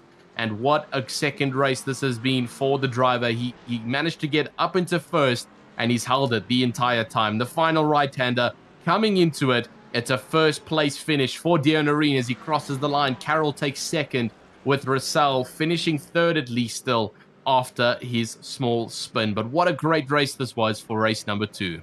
It was indeed, and Sauber still attacking the back of Zachary here then, in towards the club chicane, and Zachary just holding on over Sauber. Parks Miller got ahead of both of the P5, so he gets a 5th place finish in this. Sorry, no, he was already ahead. He nearly got ahead of Davis for P number 4. P6 for Zachary. Sauber will finish in P7, and the Porsche of Collishaw can get to this line and possibly finish P number 8 for the Counter-Strike average Porsche. Their P80 finishes. What a job for him. Kingston Mullings P9 with Troy Anderson's going to round out the top 10. But what a set of amateur races. Week 3 now, 3 weeks in, 4 races completed. The championship starting to take shape. I think this could be between Deanarin and Russell for the championship to come the end of this season. Yeah, definitely so. We're going to have to watch how it's going to turn out for all of them because it is a close battle nonetheless. And that's also one of the joys of AM racing is that the fighting is very close. It's much less of a pack that's squeezed together that we tend to see. But that is officially the end of your AM race.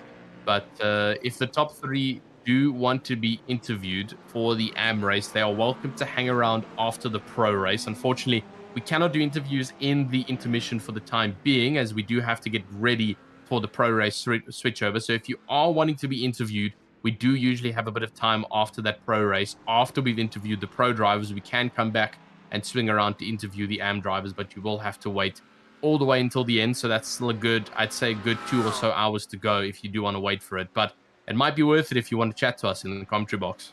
Just noticing that Landon Batson there came in. I saw him come into the pits just as Deanarine was lapping him.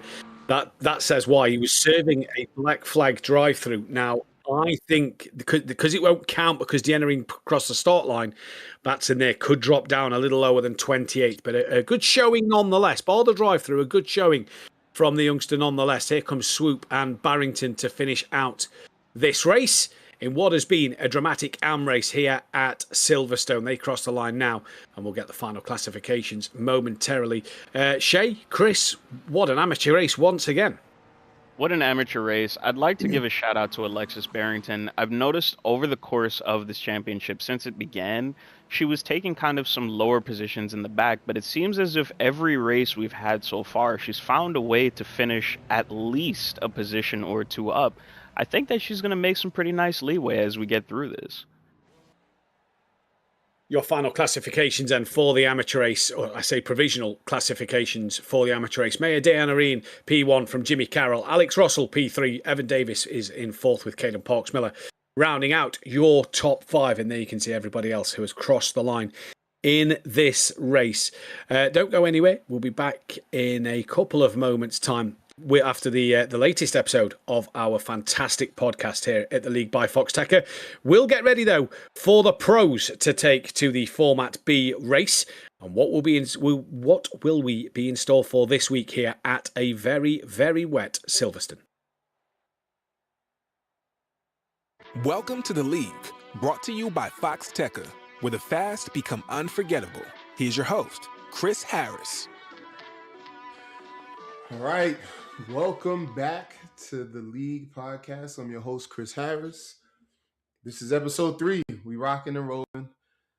Christmas was yesterday, and so family's happy, well rested now, and I'm excited for this next podcast.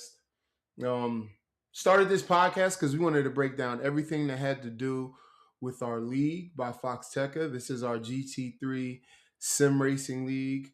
Right now we have for season 2 about 97 drivers registered from over 29 countries. And we're just excited to bring our flavor of Foxxtecca, provide opportunity, and then use this podcast to tell the stories about the people who are involved in the league, learn about them, and everything that motivates them to be in this racing space. So I'm excited about our next guest. I was down the rabbit hole of Instagram and came across her Instagram page and was super excited about what I saw her in this racing space, sim racing space, kind of getting into it. And she is now going to be racing in season 2 of the league as one of our Foxxtecca drivers. And I wanted to talk to her with you guys today and learn about her and what motivates her, where she's been, where she's going. And without further ado, I'm going to bring her in here, Kristen Montgomery. Let me get her in. Hello. Hey, what up, Kristen? What's going on, Chris? How are you? I'm good. I'm fresh off the Christmas holiday, and I'm ready to relax into 2026. It's funny, right? Holidays are supposed to be, in theory, a relaxing time, but it never works out that way. No, never, ever, at all.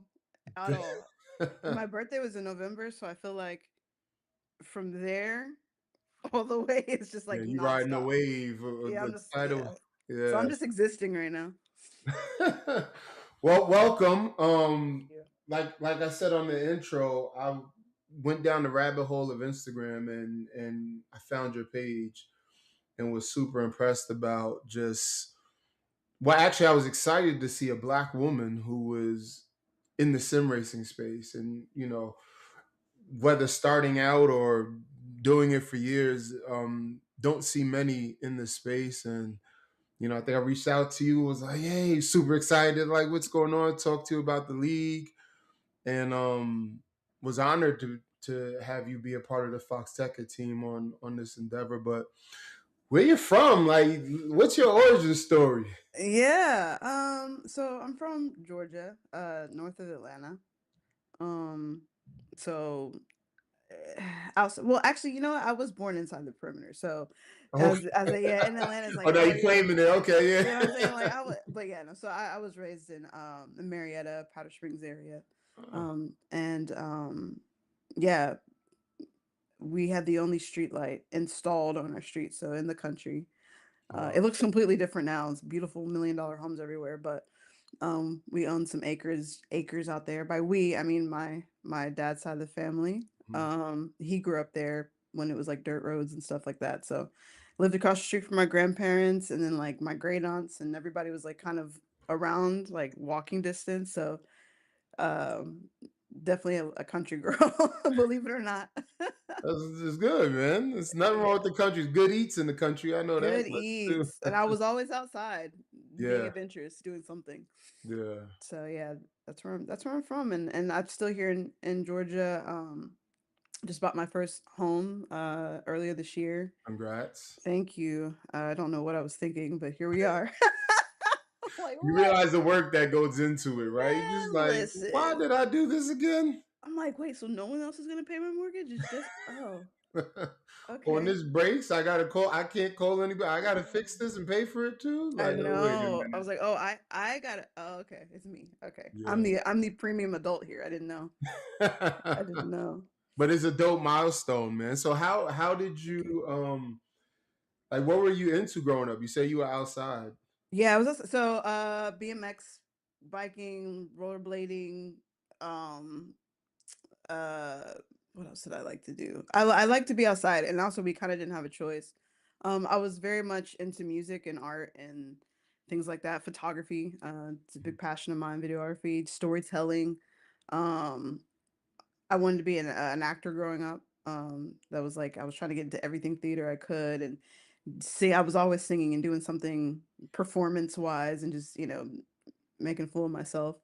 Um, I've always been like into like sporting things, like basketball. I really liked tennis, um, and So you going active. fast.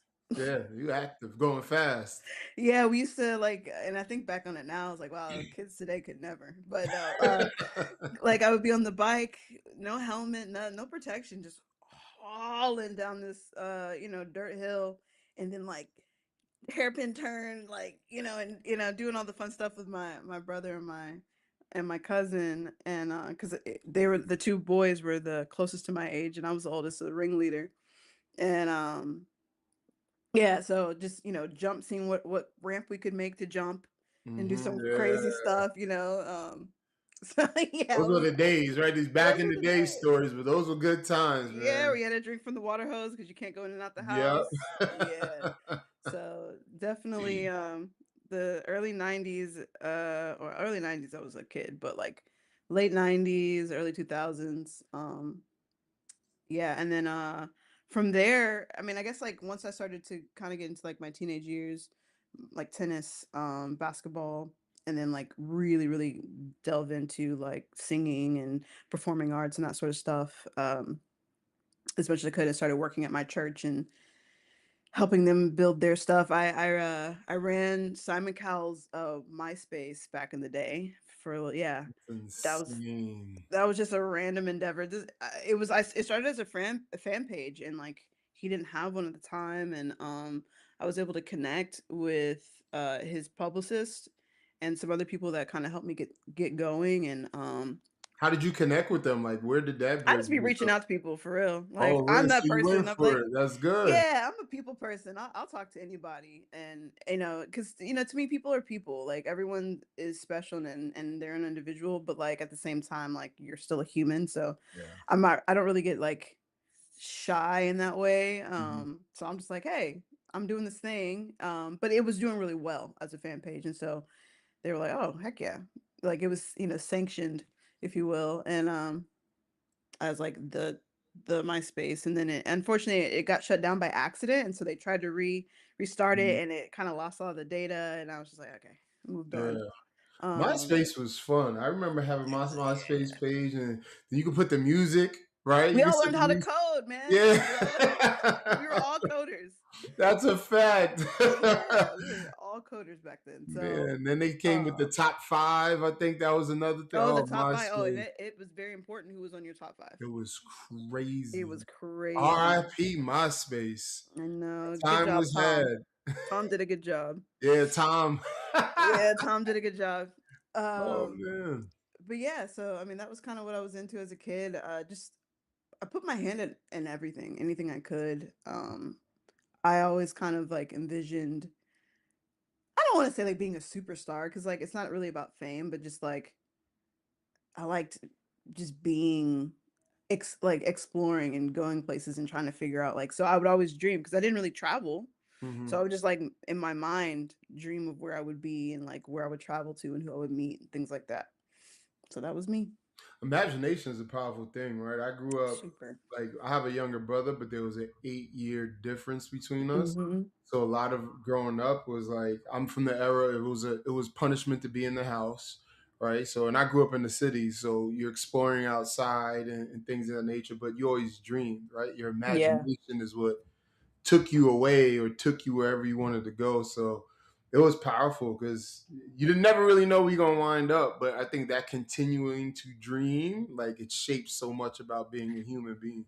That's huge. No, like so my mom is from inner city Knoxville, and grew up in the projects and it was her dream to get out of there and so she got my sisters out of there, my two older sisters, and came to Georgia and like really provided a better life for them and then she met my dad and like I mean I had a very blessed childhood around family and like so her dream seeing her dream Mhm. or her ability to dream and to get herself and create a better life for her children, that's very important. And so it's all the things that I try to do in my life now is also to get back to my parents. Like, I want to buy them a house. I want to, help Yeah, my dad retire and all these things, because, you know, I'm a living, what I'm saying, like yeah, yeah, yeah, expression of their dream.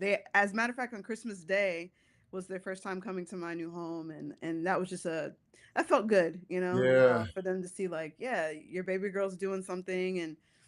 And yeah, so like dreaming, you can't stop dreaming. And my mom calls me her flower child because I'm definitely I'm definitely the head in the clouds dreamer. Yeah. I mean, all my siblings are dreamers, but like I'm definitely probably the like I'd be having some like racing, like what? You're gonna do what? I'm like, yeah, why not?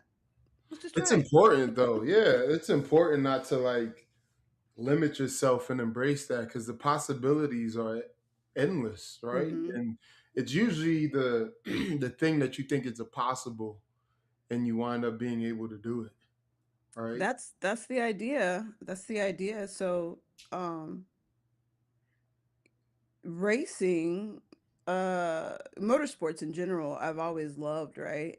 But like speaking of dreams, like I didn't know girls could do it, Hmm. like all the things that I was into as a kid, it was not the things that girls were typically into, at least at the time.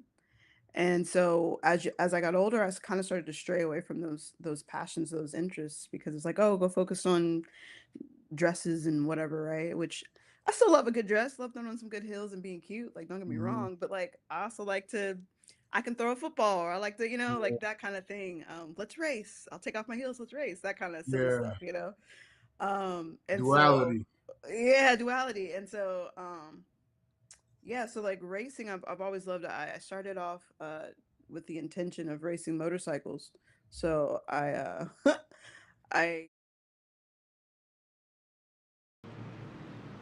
Welcome back then, ladies and gentlemen, to the League by Foxxtecca here for season number 2, week 3 at Silverstone. And it is serious time now. The pros are on the circuit at still a wet Silverstone. You can see from the checkered flag Marshall's gantry that it is still pouring with rain here in Northamptonshire. Myself, Tristan Herbst, Shay and Chris Harris all in the commentary box with our beautiful camera angles and replays being brought to you by Jim Cunningham once again in the production room. We saw a fantastic amateur race, and it is time for the serious pro drivers to take to the field now in what was a Interesting Daytona race, let's say, last time out. We head to that wet Silverstone circuit. They are in their qualifying session at the moment, and as I bring the timing tower up, they are just about to set their first flying lap times. Drivers coming to the end of their laps now. We saw, though, probably the best finish for a race win last week. Pedersen and Hooverson, with Hooverson taking the win by a tenth of a second at the line. Sam on the Apex Racing channel has been clipping these little highlights and putting them on Instagram all week, and I saw that one pop up, and that was what an ending to the race. Yeah, How absolutely. are we? Yeah, go for it. How are we feeling about this one? Do you guys think that we're going to see some more maybe heavier bullying action from the Hungarians in this race? No, I think yeah. So I think the Seshay drivers will be slightly more maintained this time around. Although they did have a great teamwork battle last time around. Just again to obviously reemphasize, we did mention at the start of the AM race, but we had two qualifying quali bands in the AM race. We've got one in the pro race, unfortunately for Corbin Laneway, so he'll be starting towards the backside of today's grid. And before we get serious, I've got to ask: is Chris Waits going to have an advantage yet today?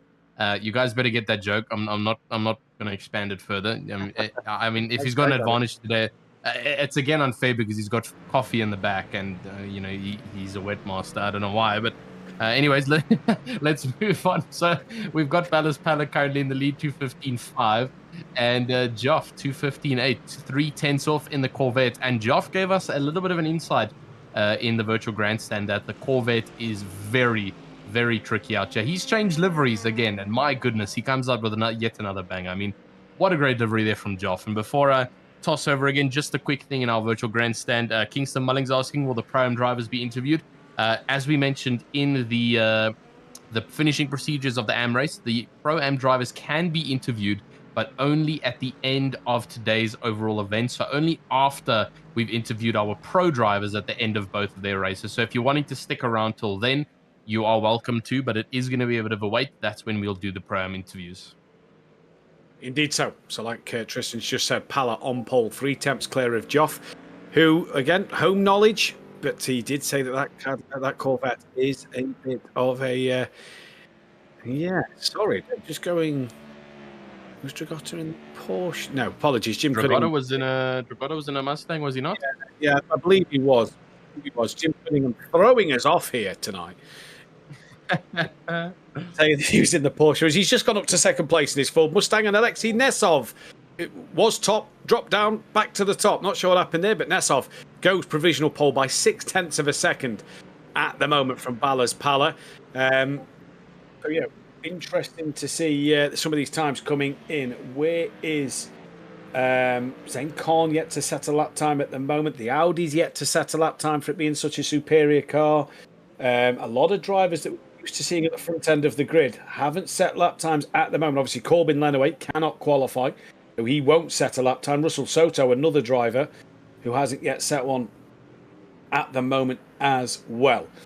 Ballas Pala back to the top of the timing tower by 0.4 of a second. Do we get the feeling that this track is just clearing a bit of standing water and it's just getting a little bit quicker?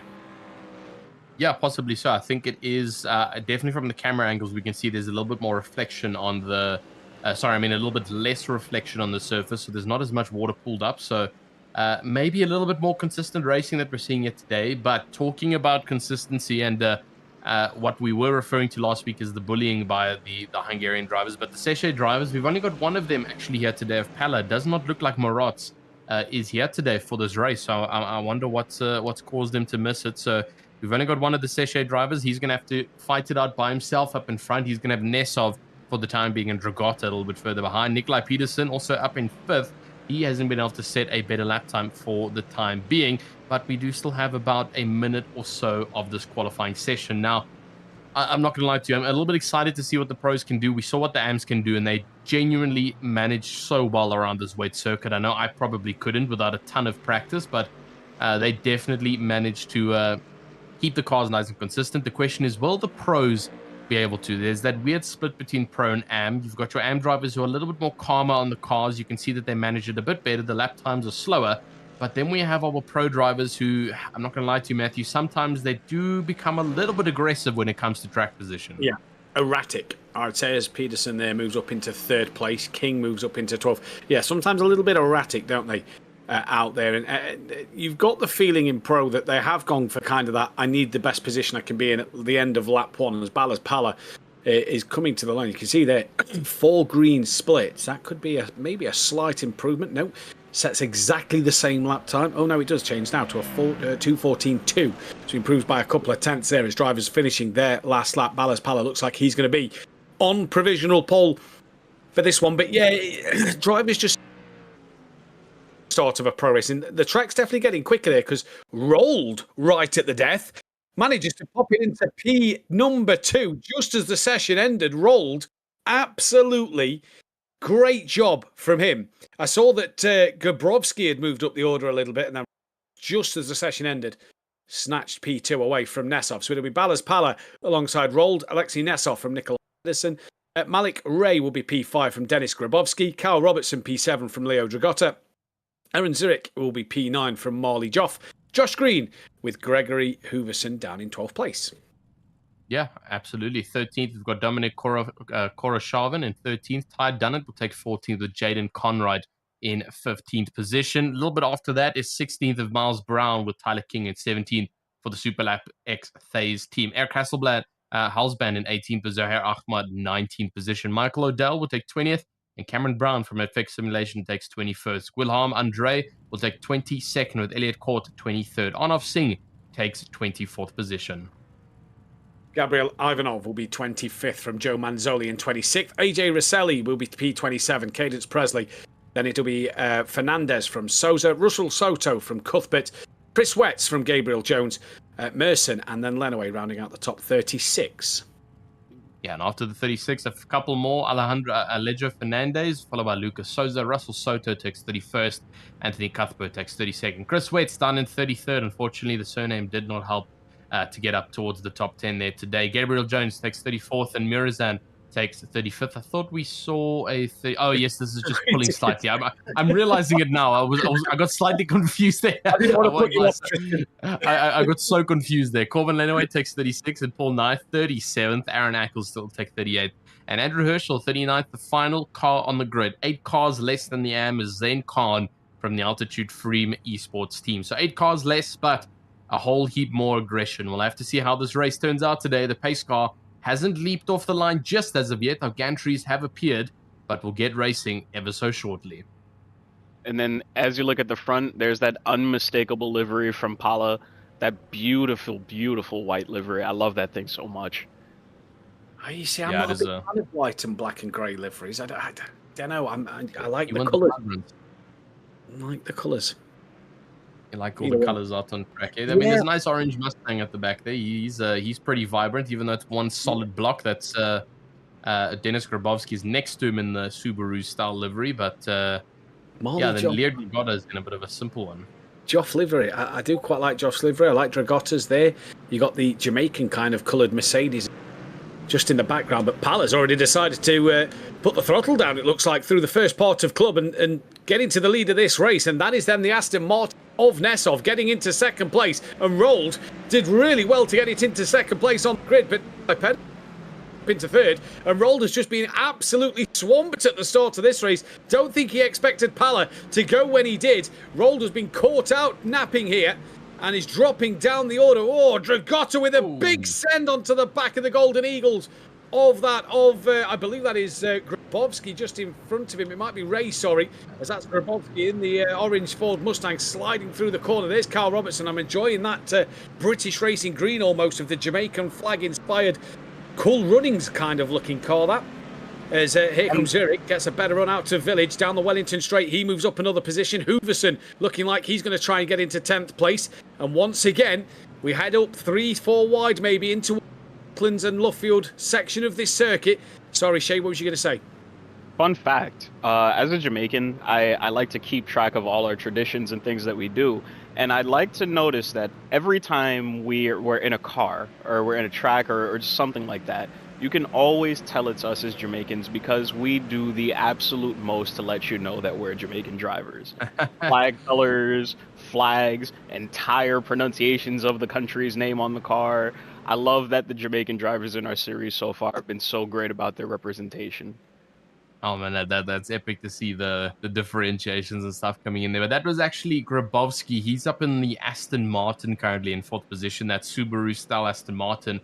Malik Ray is then in that orange Ford Mustang, and then Dragotta's just a bit further behind in the white Ford Mustang. So there you see him a little bit further behind for Team Foxxtecca, rocking the all orange livery of the #1 Ford Mustang. He keeps it out going strong on track, but Peterson has lost out a second already to Nesov at the starting procedure of this race. And my goodness, look at the swarming coming up into Stowe. There is so much going on. Peterson gets a bit of a twitch, and Grabowski moves up into 3rd now after that slight bit of a twitch. What a great jump up there. And Grabowski saw the opportunity and he took it at first hand. Moves up into 3rd position now, chasing down on Nesov. They're a little bit further behind. We've got Rolled and the likes of Malik Ray. There's still so much bunching behind.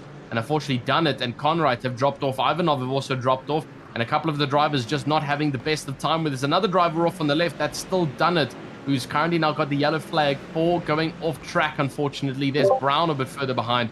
And quite a lot to play with over here. The rest of the drivers still moving up. Koroshavin has moved down now, down to 15th. He's lost out somewhere. What's happened to Koroshavin? The Ukrainian driver all the way down to 25th now, and he's going to have to try and recover himself. The race, though, Hooverson moves up into 9th for that effects simulations team, and he's trying to find the grips to get around and up in towards that top 5 battling where he normally is with Ballast Palace. Whoa, that's Rolled, who's had a moment. The gold pigeon there is around on the Wellington straight, and he flicks it back facing the right way. Dragotta now moves up into P5, but Rolled has had a spin. Oh, what a big moment for Conright coming into Brooklands. And there's more contact. Who is that? That is Hooverson and Zurich, who have had a moment coming together. And I tell you one thing here. Watch out. Oh, no, in fact, it was Hooverson involved in that incident. I was going to say, what that's suspension damage. He will know how to play this Format B race, but he's obviously been involved in that incident there. He can't get into... Oh, no, the pit lane's the Sir Lewis Hamilton one. So he's got a half a lap to go to get that car back round to the pits as Joff getting close to the back of the rear bumper of race Ford Mustang through Copse Corner. The 2 leaders have checked out in this race, Pala and Nesov. They've got 2 seconds on Grabowski, but Joff putting pressure on Ray in the Maggots and Beckett section of this circuit. And what a shame for that of Hooverson. We'll hopefully try and see what happened a little bit to him as Nesov here on the back now of Ballast Pala. Aston Martin front engine car versus front engine Ford Mustang looks a little wetter once again in this race after qualifying. And you just see that Ford Mustang there just under braking, a little twitchy coming into Stoke, as this is a replay of what happened to Gregory Hooverson then on the opening lap down in towards Brooklands. Oh, you just get the sense that unless he's had his own moment, he's going to spun. No, yeah, it looks like he's about to have... No, he's tapped Joff. Oh. Just a tap from Joff that spins him round, and the Mustang nowhere to go, and bang, straight into that front left. That's exactly where the suspension damage came in for Hooverson. That front left taking a massive blow from I think any wheel would unfortunately feel that when a big 5.6 litre V8 slams your front axle. And that's unfortunately what's happened to him is he tried to keep it clean. He had a much faster entrance into the exit there of Kensington Straight, and that just led to him hitting the backside of Joff. Fortunately, I don't think Joff felt too much of that. He looks like he's still pushing out strong in 6. He has lost out to Dragotta, though, in 6th position. Malik Ray's also dropped off slightly better, but great move from Dragotta. 3 positions up right now. Ballast Pala is slowly starting to lose that position advantage he had. He's now 5/10 to being in a battle now with Nesov. Grabowski is a 1.5 second gap to them. So for the time being, the front 2 on a bit of a league of their own. Grabowski will try and catch up, but these 2, something we also haven't seen. Look at all the flowers on the spoiler. Shay seems to absolutely love this livery. It's also another great addition on the backside of that car. The nice little flowers too. Yeah, absolutely. I mean, the Seshay driver trying to prove tranquility when we know he's probably one of the most aggressive out there. It's a pretty big, it's pretty ironic if you have to ask me. And as they keep on trying to push around track, it's still first there for Pella, but further behind. Zohar Ahmad has managed to get up into 14th. Yeah, great start for Zohar Ahmed. Dunnett has just got himself a slow down penalty, and there was a bit of contact between 2 of the Mercedes behind. I believe that was Dunnett and possibly Singh, and now there's a few spinners through Copse Corner. It is all going off. Another spinner coming through Copse. That was fully sideways for Presley there. This is That was- way more eventful of a start than the Pro-Am race. It really is. It looks didn't really see this wet coming. again, Shay. It looks It really does. wet. And with this pack being a lot more closer together than the Anfield, a lot of chaos happening out there at the moment. Let's see what happened. Yeah, we're talking about the aggression. It's like double scaled here for this. So this is all coming into cops. There's the first loss. That's Miles Brown. So he loses it just onto the entrance of cops. And there goes one of the other drivers, the other Mercedes. Where do the other drivers fall into play? I believe it might be further behind them. There's a couple. And Presley almost side banged another car over there. That was the closest side roll there. And as you can see, a little bit of a dip in there. And that just unsettled that McLaren. And I don't know what on earth that Pink Vantage is doing, but he came in with quite a speed. And I guess that kind of threw all of them off. And there comes Presley. I think there might have been contact. I don't know if it was netcode. Yeah, I'd love to see what happened to Presley there. He was sideways coming through Cop's corner on the entry. So this is the Aston Martin. The dive from the Aston Martin was absolutely crazy. Got in a bit of understeer, taps the Mercedes round, and both off they go. And then watch for that Mustang. That was Ivanov, and there is the Mustang itself. And I tell you what, that is Tokyo Drift, because he just kept it going as the moment his slide had come to an end. What a moment that was for Presley then in this race. Nesov, though, still hunting down the back of Ballas Pala. They're clearing away from Grabowski and Peterson and Dragotta. Joff now up into 6th place, and Green is running in 7th. With Ray currently P8, he'll be your pole sitter for race 2. Don't forget the top 8 are inverted. But it looks wetter out here than I think we saw in the amateur second, because drivers struggling. But Tristan, you said it in the qualifying session, a bit more aggressive from these pro drivers. A lot of them seem to be touching the curbs a bit more than the amateurs, and that's possibly causing some of these moments. Yeah, absolutely. They're trying to scavenge as much lap time as possible in every corner that they can, and I feel like that's contributing a lot to how the drivers are actually performing out on track. You can see it with most of the drivers, especially in the mid-pack. They're trying to build their way up towards the top 10 and a little bit higher. As we see Ahmad and Dennett really fighting each other right now for the top 15 spot. But exactly what you're saying, Matthew. Unfortunately, the drivers are trying to push themselves a little bit too much here. And the wet surface here at Silverstone is kind of denying them a little bit, especially in these big GT3 class cars. The front engines, again, proving themselves to be the major advantage, as we've only got Marley Joff and Cameron Brown anywhere in the top 15 being a mid-engine vehicles. There is absolutely no Porsches in this race. I've just realized. We have got no Porsches, no 992s, no rear engine cars. We do have the Audi, but that's a mid-engine car. There is no Porsches at all in this race. So very interesting to see none of the pros selecting that Porsche. And that's how it stands for the time being. So the front engines seem to be the play. Oh, and almost a loss there from Pella. Yeah, almost lost from Pala. And what did I say in the amateur race about the Porsche? If no pros have taken it, that's where I stand, Jim Cunningham. I know you're listening to that one. Where I stand on that one. There's no Acuras on the grid at all, so it shows how good that car actually is, and what I think. Robertson drops down to. No, there is no Acuras, Jim. Nesov gaining on the back of Pala, but Pala's twitching all over the place, under braking at the moment. It's just showing how much even the likes of Ballas Pala is struggling out there in these conditions. Inside curb they're taking through Brooklands. The AM stayed well clear of it. These guys are using that inside curb to the advantage, and can Pala now, Nesov now, start to capitalise on Pala, just struggling under the braking. He's just getting a little slidey around. Something's happened to Dunnett. He's dropped down several places. Zohar Ahmed now running in 15th place as he rejoins onto the track now, does Ty Dunnett. And he's still dropping down the order as Nye gets past him. We'll see what happened. That is down the Wellington Straight. So through Aintree, normally a flat corner, on the curb. Rear doesn't like it. Round she goes. Yeah, around she goes indeed. Oh, pretty good. Our producer just said good avoidance. And, oh my goodness, Ty Dunnett almost rolling into the racing line there. I think he was holding the brakes, but due to the very slippery circumstances, I don't think the wheels were exactly stopping dead in its space. So he almost made contact there. Good avoidance from the other drivers to see his Mercedes moving all over the track. Oh, Cameron Brown's had a massive moment. The entire rear diffuser of that car is gone. So I'm not too sure what's happened to him there. We'll get a quick replay. He's got the full meatball flag, and that looked like it was coming out of cops. I'm not 100% sure with the camera angle, but if that was coming out of cops and he's absolutely lambasted the wall, that's Very unfortunate for Cameron Brown. We'll get that replay coming to you shortly, as I would love to see what on earth happened to the FX Simulations driver. Ballas Palado, 4/10 now. This is the distance for him to the fight with Nesov. Here's Cameron Brown, and indeed it is coming into Cops. And so he's possibly lost it on the entry, possibly touched the curb, and he broke against the curb. So there's the front end, and then just not able to slow the car down. Oh, massive hit on the backside, and the entire rear of that car is completely broken. Yeah, I just don't get these pros. Why are you trying to take the limits on the curbs, especially under the braking? The rears are a slip on it, and around they go. Oh, Ballas Pala there with a little bit of blocking. Went left, jinked back to the right in front of Alexei Nesov there then. Nesov will not take too kindly to that one as they head down towards Brooklands. Shay, Pala, once again up to I've been saying this all night. Since the Prime, I've been saying these guys need to balance their aggression with their adaptability to the weather.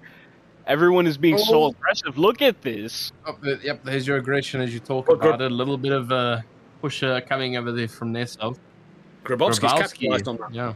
He's moved up into second place, and Pala tried to force Nesov off, and Nesov was not having any of it.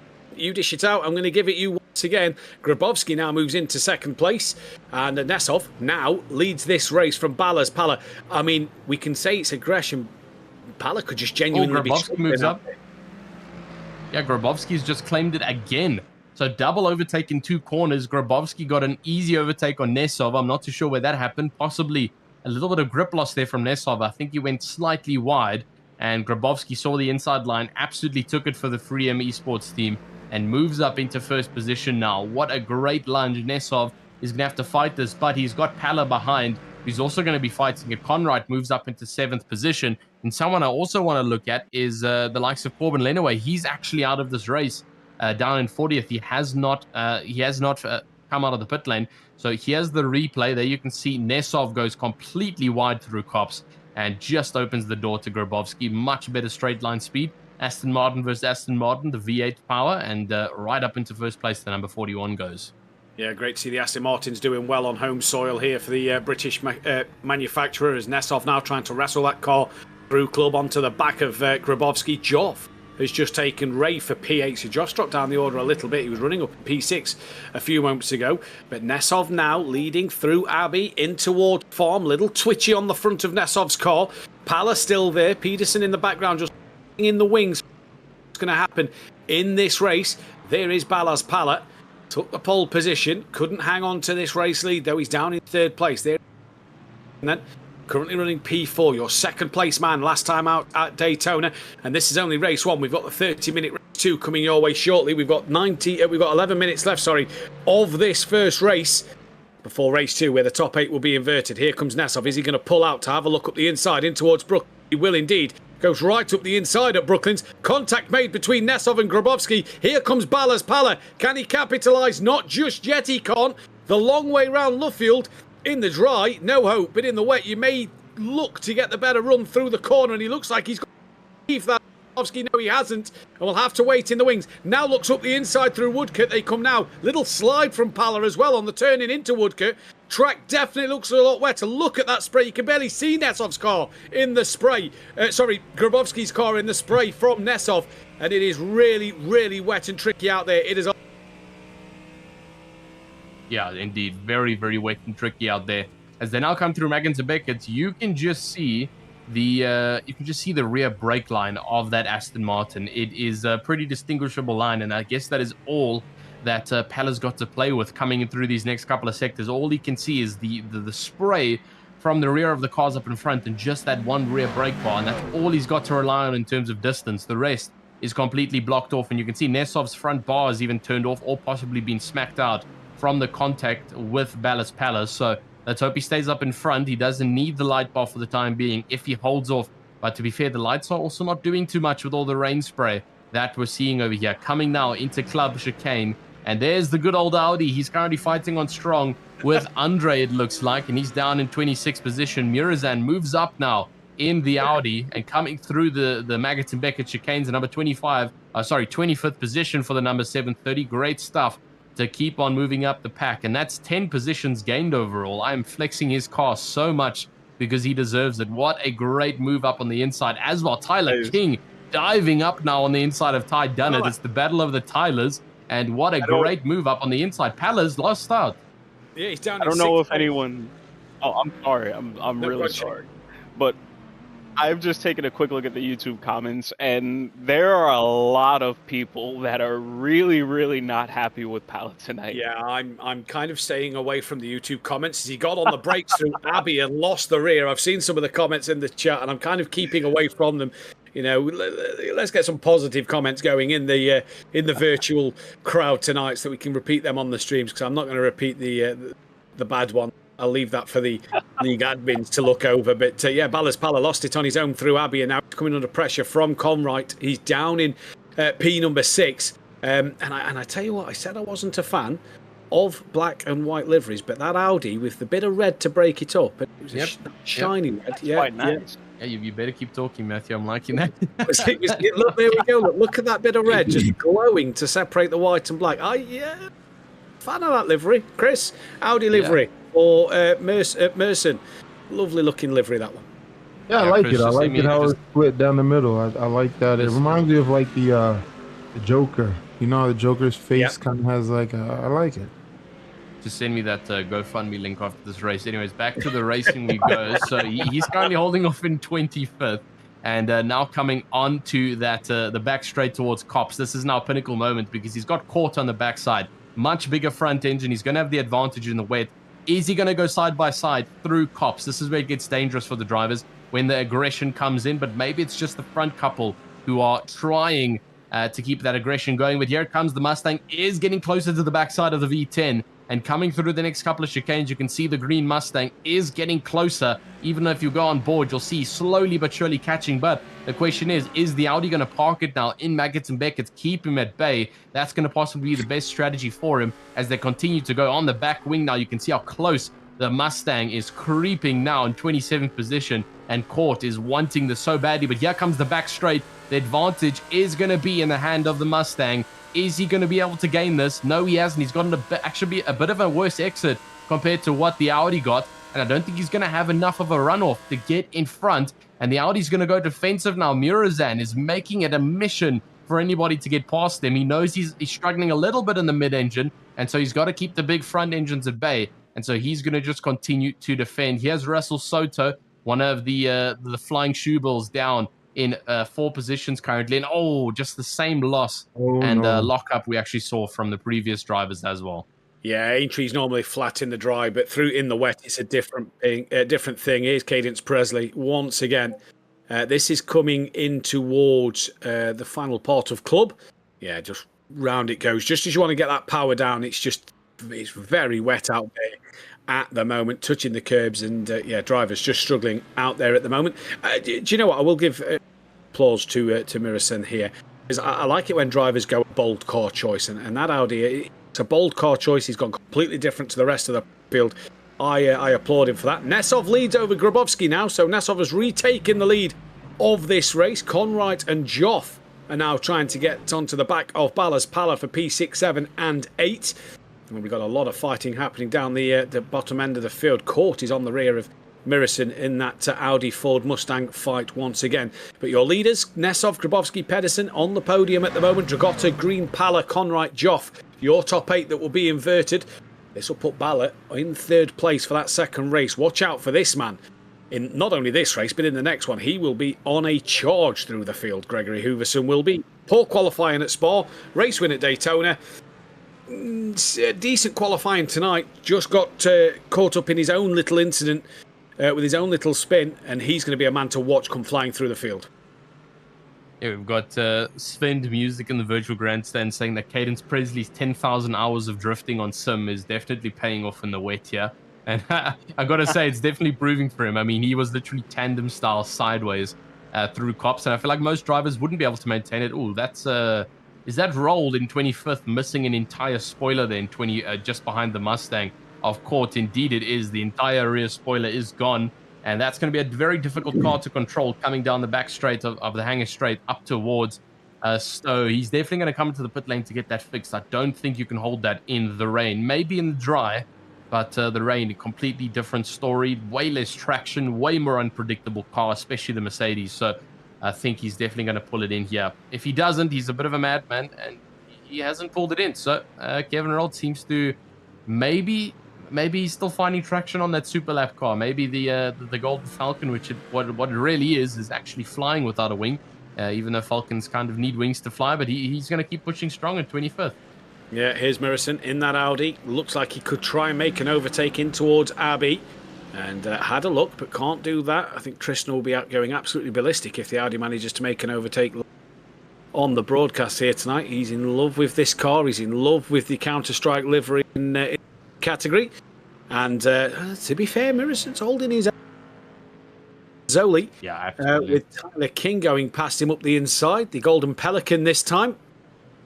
And if you watch the Daytona 24-hour and remember what happened early on, Pelicans was mentioned in an interview. Not for the right reasons. So yeah, we'll see what the Tyler King Super Lap phase team can do in the rest of this race. 3 for the lead though. Nesov, Grabowski, Pedersen. Nesov not able to just pull away in this race, and there is Grabowski just trying to stay out the spray and maybe look for an opening if Nesov makes a. Yeah, and I mean with only 3 or so minutes left, we're going to slowly come to the end here. If you spotted something there, I haven't seen it. It was Grabowski massively out of shape on the exit of Stowe Corner, was really having a twitch. Yeah, you can see it. You can see it. He's absolutely losing. Oh, Pedersen loses the front bumper, and he is flashing Grabowski. And like you, Matthew just mentioned, very, very poor entry into that chicane, and that's really affected Grabowski now, as well as Nikolai Pedersen for the Alpha 1 by SX. I mean, he's completely lost the front bumper now. Lead Rigotta is going to play the catch-up game now. That Mustang up in front, I mean, the Mercedes up in front, is going to have much, much, much worse traction coming through the fast right-handers and the left-handers. And so Rigotta, with no damage on his Mustang, it's going to be front engine versus front engine, and he's going to be chasing down now on that final spot of the podium. This is not good for Pedersen in this final dire moment of this race. 2 minutes left of racing. Front bumper has been removed. You can see he's losing time now to Grabowski, and Rigotta is going to start catching up. Joff is actually playing the strat game. He's not wanting to overtake Conrad, and you can see it by how he's driving. He's not wanting to make the jump, because guess what? He gets the flip for first if he stays in this current position. So Joff playing the strategy game, staying in 8th position to start P1, and we know how Joff can defend. He's a very seasoned driver. Hopefully he can try and keep that gap up in P1 in race number 2. Week 1 winner, of course, at Spa. Didn't get to see the best of him at Daytona due to being in one of the underpowered cars compared to the engined machines out there.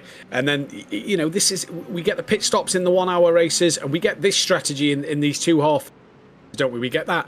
I'm P8. How many positions am I going to gain? Not a lot. Right, I think I'm going to stay here, try and take that pole position and capitalise in the second race. Here's a replay then back to Elliott Court. Tristan will be hiding behind his hands at the moment because hopefully nothing's happened to his beloved Audi, and Elliott Court just drops the rear through form. And off Elliott Court goes. And a lovely little overtake around the outside into Village there. That may have been Hooverson. Yeah, I don't want to say anything, but that's what the other Audi intimidation factor does to you. Just got caught spinning on his 4s, unfortunately, and Mirasan continues to push up in front. And I mean, oh man, that's why you pick Audi, guys. That's why you got to do it. Real life as well. I'm a seasoned Audi driver in real life, so guys, I apologize. All right, some people might start getting annoyed with the obsession of it, but when you only see one of your cars on a grid like this, it's always a nice thing to see how they're doing. And Mirasan is doing a great job in 22nd. But there's the checkered flag. Nesov comes across in first. Grabowski second. Pedersen holds it off against Rigotta. He was catching, though. And Rigotta takes 4th. Green takes 5th. Ballas Palla, after losing out there, takes 6th position. And Joff and Conrad, 7th and 8th. Joff will get that flip for 1st position in the second race. Joff on pole, Palla P3. So Palla will need that basic. Let's not forget, ran out of fuel at Daytona last week. That cost him a handful of points. So Palla needs to reclaim some good points in this second race. But he'll be starting 3rd place on the grid. So let's see what he can do. Here's Anthony Cuthbert on the back of Zane Khan, then into Kane. Feel like unless Khan makes a little mistake through here, it's a little too late for Cuthbert. Not only did he take the curb, he mounted the sausage curb there. So showing the confidence he's got in his Mercedes. As I say that, he doesn't go right around. That is well held from Cuthbert. He doesn't even lose out a place neither, because that was a lapped car unlapping himself. Yeesh. I think he was he was biting the wire there. I can't lie to you. I think he was a little bit scared about that one. But what a great save there from Cuthbert. I don't think most, especially maybe someone in the AM class, would be able to know the car control to keep that in that correct line. You have to know how to control the throttle and brake to keep the car from progressing further in the spin or possibly just becoming stationed on track. And he managed to completely flick it back to the normal orientation and cross the line without losing any positions. Like a little bit of time lost, but that's not going to matter in the long run. But that is officially race number 1 over for our pro race. Unfortunately, it says AM race in the top left. We apologize about that. That should be pro race, but that is officially race number 1 over. We head to race number 2 shortly, but first, the standings for race number 1. It is indeed Mr. Alexei Nesov who takes P number 1. Dennis Grabowski takes P number 2. Nikolai Peterson, 3rd place. Leo Dragado will take 4th with Josh Green, 5th. Ballas Pella takes 6th position with Jaden Conwright in 7th. Marley Joff takes 8th. Malik Ray takes 9th, and Aaron Zurich takes 10th. And the rest you can see piled up from 11th down to the 40-car grid as they all came across this massive grid. Shout out to Josh Green. He was in finishing 5th. He's a IMSA winner with FaZe. He races with FaZe, and I think he just won the 2025 Pirelli, the GT4 America Pro-Am. So he's here with FaZe and the Superlap esports team, and another one of those guys who race IRL, and then now he's in here in sim racing. So big shout out to him. Great to see. Now, I've just read over the rules for this year, and Nesov missed Spa, if I'm correct. Wasn't at the Spa race. No, he was not. Drivers' 7 highest scoring meetings contribute to their points, which means there is a drop round for this season. That's interesting for Alexei Nesov. Scored okay points last week, could have been better, but he had a moment. And a good win here. That drop score and him missing Spa. If he's here for the remainder of the season, that will go working well for him in terms of this championship. Work in the favor of Pella as well, though. Pella can drop. Yes, of course. Pella can drop this as well, and he had a great run in the first couple. So, yeah, we'll have to see how it comes with that drop run. And like you mentioned, it's good now that we've spoken it out to the virtual grandstand also knows, because it's a good thing to remember as it comes towards the end of the season that drop round can become extremely important, especially if we have a couple of top drivers. Maybe a DNF here or there that can be completely ridden of. And there we see Malik Ray trying to test the limits of his Mustang and just not finding the upper boundary. Indeed there is. So we're into the warm-up period before the second race and final race of week 3. Reminder that we head into I believe it is Suzuka. It is Suzuka next time out, where we'll go back to Format A. We'll then head to the historic Barcelona configuration for week number 5. We then head to the best circuit on the calendar, my home circuit, Donington. Got a track that'll be for Format number A. 2 1-hour Imola for the Grand Prix circuit, Format B, and Laguna Seca for the season finale. We've got a little track map we can show you. Oh, no, we don't. I don't believe that. Oh, no, we are going to show it. There we go. Jim's got a lovely track map. Here we go, of this fantastic Silverstone layout. Cops Corner that you come through Abbey, you come through turn number 1. Nice and easy, then lead you into the final curve as you come then into turn 3. The first real heavy braking zone of the towards Village. Come down Village into the loop or link, depending on what people call it. It's what links the international and the national circuit here at Silverstone together. You then come through turn 5 of Aintree before hitting the Wellington Straight all the way down to Brooklands and Luffield. A great overtaking opportunity, which is now putting you on the national configuration of this Silverstone circuit. Through Brooklands into Luffield you go of turn 7. You then come just towards the right through Woodcote Corner before heading down the national pit straight in towards Cops Corner, where Christian Horner once said you can't overtake at Cops Corner. Well, we've been proven wrong tonight because there's been plenty of overtaking happening through there. Turn 10, 11, 12, 13 of Maggots and Beckett's coming through Chapel onto the hangar straight you go, as you then enter back onto that international circuit as you exit Chapel, onto the hangar straight, all the way down to Stowe Corner as you come down the Vale straight in towards the club chicane of turn 16, 17 and 18, and you end across the Sir Lewis Hamilton start-finish line. That is a of the Silverstone circuit. The grid for race 2 is set with Marley Joff on pole from Jaden Conroy, Ballas Palla, Josh Green, Leo Dragotta, Nikolai Peterson from Denis Grabowski, and Alexei Nesov. They was all inverted. Malik Ray is P9 from Aaron Zirik, from Dominic Kuroshavin, and Kuroshavin, apologies, and then Eric Holzband in P12. Yeah, Miles Brown from Zohar Ahmad, Tyler King takes 15, Joe Manzoli takes 16, AJ Rosselli, Zain Khan, followed by Anthony Cuthbert, Guilherme Andre 20th, followed by Chris Wett, Ian Andre Murasan 22nd, followed by Gregory Hooverson, Kyle Robertson takes 24th. Further up on our grid from 25th and down, Kevin Rold, Andrew Herschel, Paul 9, Gabriel Ivanov, 28th position, Elliot Court, Lucas Souza, Michael Odell, Aaron Ackles, Russell Soto, Ty Dunnett, Cameron Brown after having that huge spin down in 35th, Gabriel Jones 36th, with Arnov Singh 37th, Cadence Presley 38th, Corbin Lenaway will be 39th after not having a start last race. Well, he did start, but he didn't finish. Then Alejo Fernandez finishes off that 40-car grid. Indeed he does. Joff hasn't gone as early as Ballas Palla. I think he decides to go now mid-club chicane there then, and he drops the hammer on the exit of club. Ballas Palla gets a great launch as well, already going from third up second place in towards Abbey. Ballas Palla is going straight into second place to attack the race leader on this opening lap, he'll hope. Alexei Nesov looks like he's got a decent start as well. He's got ahead of Pedersen in this start of the race as they all come flooding through Abbey. Literally flooding through Abbey and the farm curve in towards Village and the link. Now they go. Palla has got the two behind him side by side. Watch for Hooverson in this race. He's going to be a big climber. Couple of spinners in the background. There's a rear bumper that's fell off one of the Mercedes-Benz. Not sure who it was, but Marley Joff has got the start he needed onto the straight. And they're nearly three wide here, coming down in towards Brooklands. The Aston Martins and the Mercedes-Benz. That is Josh Green with Jaden Conright and Denis Grabowski all coming through into Brooklands.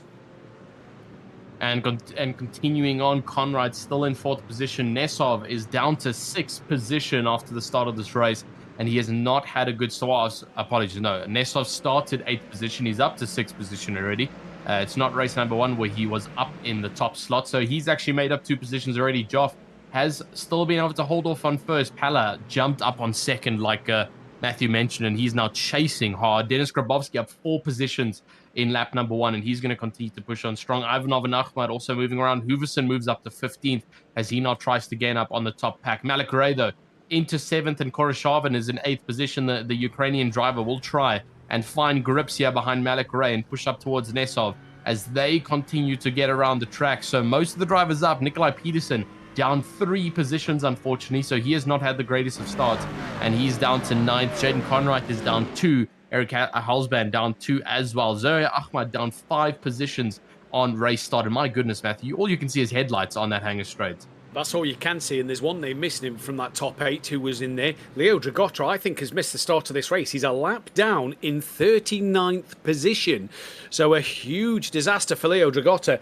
Not been into the pits, but he is a lap down in P39 already. He is circulating, I believe, the lap at the moment, but I'm not 100% sure if he is or not. I don't think he actually is. No, Leo Dragotta is possibly out of this race already, so what a shame for him. But Ballas Palla now on the back of Marley Joff.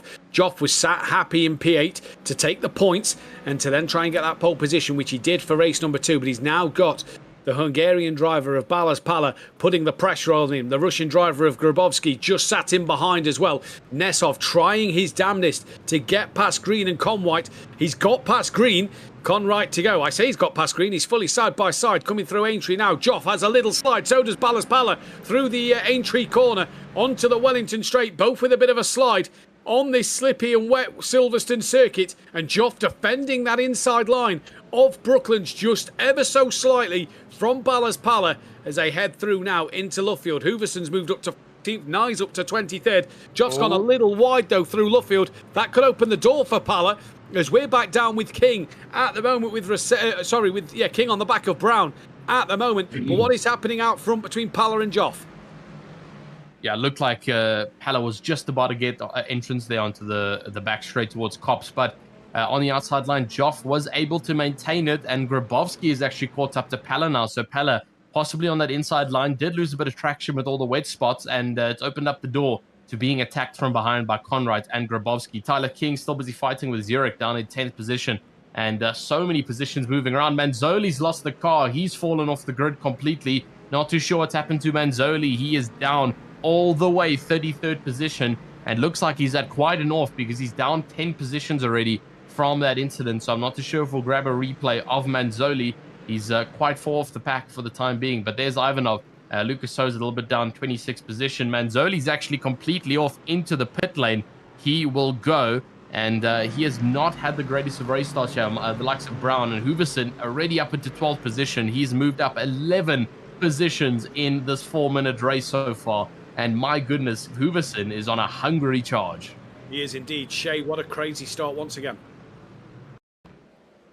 This has been an absolutely chaotic start to a second race. I actually, like, I knew the pros would be doing a lot, but I didn't expect to see so many people out of the race so soon. Yeah, not sure what happened to Manzoli. We only caught the end of the instant. Green loses out to Kurashavin then in P6. And here comes Pala once again at the back of run a little deep on exit through the village right-hander, because that'll put you sort of on line to defend in towards the link. And these two just start to pull away from Grabowski a little bit, who's being reeled in by Conrad and Nesov. Mirison and Nye fighting for second, but Pala on the back of Joff, who just defends the middle of the road. Once again into Brooklands. If you can hold it round the outside of Brooklands, that will give you that inside line. But as we slap, the outside of Luffield seems to get better traction, as Joff now will have to hug that inside line, because Pala tries to go a little wider and try better out of Luffield. Has he done it now? He looks a little bit closer through. They come once more. And Pala still just not close enough to have a look in towards Kopp's corner. Has a little look, a little glance, but he'll stay tucked in behind through Kopp's. There you go. Now your two race leaders as we drop further down the order towards King. Side by side with that Zurich, with Hooverson waiting in the background. See what these two are going to do. King up the inside at Kopp's. Through King goes. Off goes Zurich then. Little bit of side door contact between King and Zurich. Zurich back on with that slowdown. And Hooverson now up to 11th. Yeah, that was unfortunate there for Zurich. He just lost it on the outside of the Kopp's corner there and moving down to 12th. He looks like he's actually been able to catch it. He hasn't lost out too much. He's fallen down behind Hooverson and King, but his race is definitely not over yet. He has Pala now alongside Joff coming into the next corner. He's got the better straight line speed with the Mustang V8 compared to that Corvette mid-engine, but coming through out of the hangar straight through Stowe, down the Vale and into the club chicane. It is actually going to be the inside line now for Ballast Pala. Is he going to be able to hold it though? And it looks like indeed he has a clean overtake from the Seshay driver, and up into first position he will go. And now it's going to be the chasing game for Joff and Grabowski behind, watching Pala's movements to see if they can try any form of move up on the inside or outside and try and see for mistakes being made from the Hungarian driver up in front. We'll have to wait and see what comes from them in the next couple of corners. But that third place battle has actually been escalated all the way to 6 of Koroshavin, and all the times are relatively within a close distance between each other. You can see just behind Nevsov is Conrad, and he's now 6 tenths behind. Koroshavin only 4 tenths behind, so this battle is definitely scaling. It is indeed. Not sure what happened to Dragota on the timing screen, but he is now on the lead lap. So I think there must have been a mistake on the timing tower somewhere. He is on, and he's up into 32nd place. So he's trying to make a comeback. Sadly, I'm noting your beloved Audi is sat in the pit lane at the moment. Mirison down in 34th into the pits. But it's Pala from Joff from Grabowski, your podium at the moment. But this race is far from done. Remember, the extra 5 minutes in this second race. This is what happened to Dragota earlier in the race, and you can see he's already in the pack. There's a car. Oh, big impact between what looks to be the two Superphase teams there. And then, Dragota collected by a backwards Mercedes with another incident. And that's possibly what put him into or down to last place. And potentially, for the time being, what's had a lap down. And I wonder if it's because he cut that final part of the club chicane that the timing tower just had a glitchy moment. Joff has dropped to 4th behind Grabowski and Nesov. There he is. So he's made a mistake somewhere. Yeah, Joff down to 4th position. That's so unfortunate after leading for the first 6 or so minutes. And let's hope he can try and find that the grips to get back up. Presley's lost out as well. What's happened to Presley? He moves down to 27th position right now. And Presley, off the track he goes. There he's rejoining at Cops. A little bit of an unsafe rejoin there. And Fernandez definitely a bit worried. And all 4 wide now, coming into Maggots and Beckett. It's going to get a little bit hectic here as the drivers try and make their way around it. Fortunately for them, they all managed to get through as they tuck behind each other. Singh to Presley to Dragotta to Lenaway, who's had a much better start to this race compared to the previous race. As they continue to go around the track now, we do have someone in our virtual grandstand asking, is that a guy or a girl?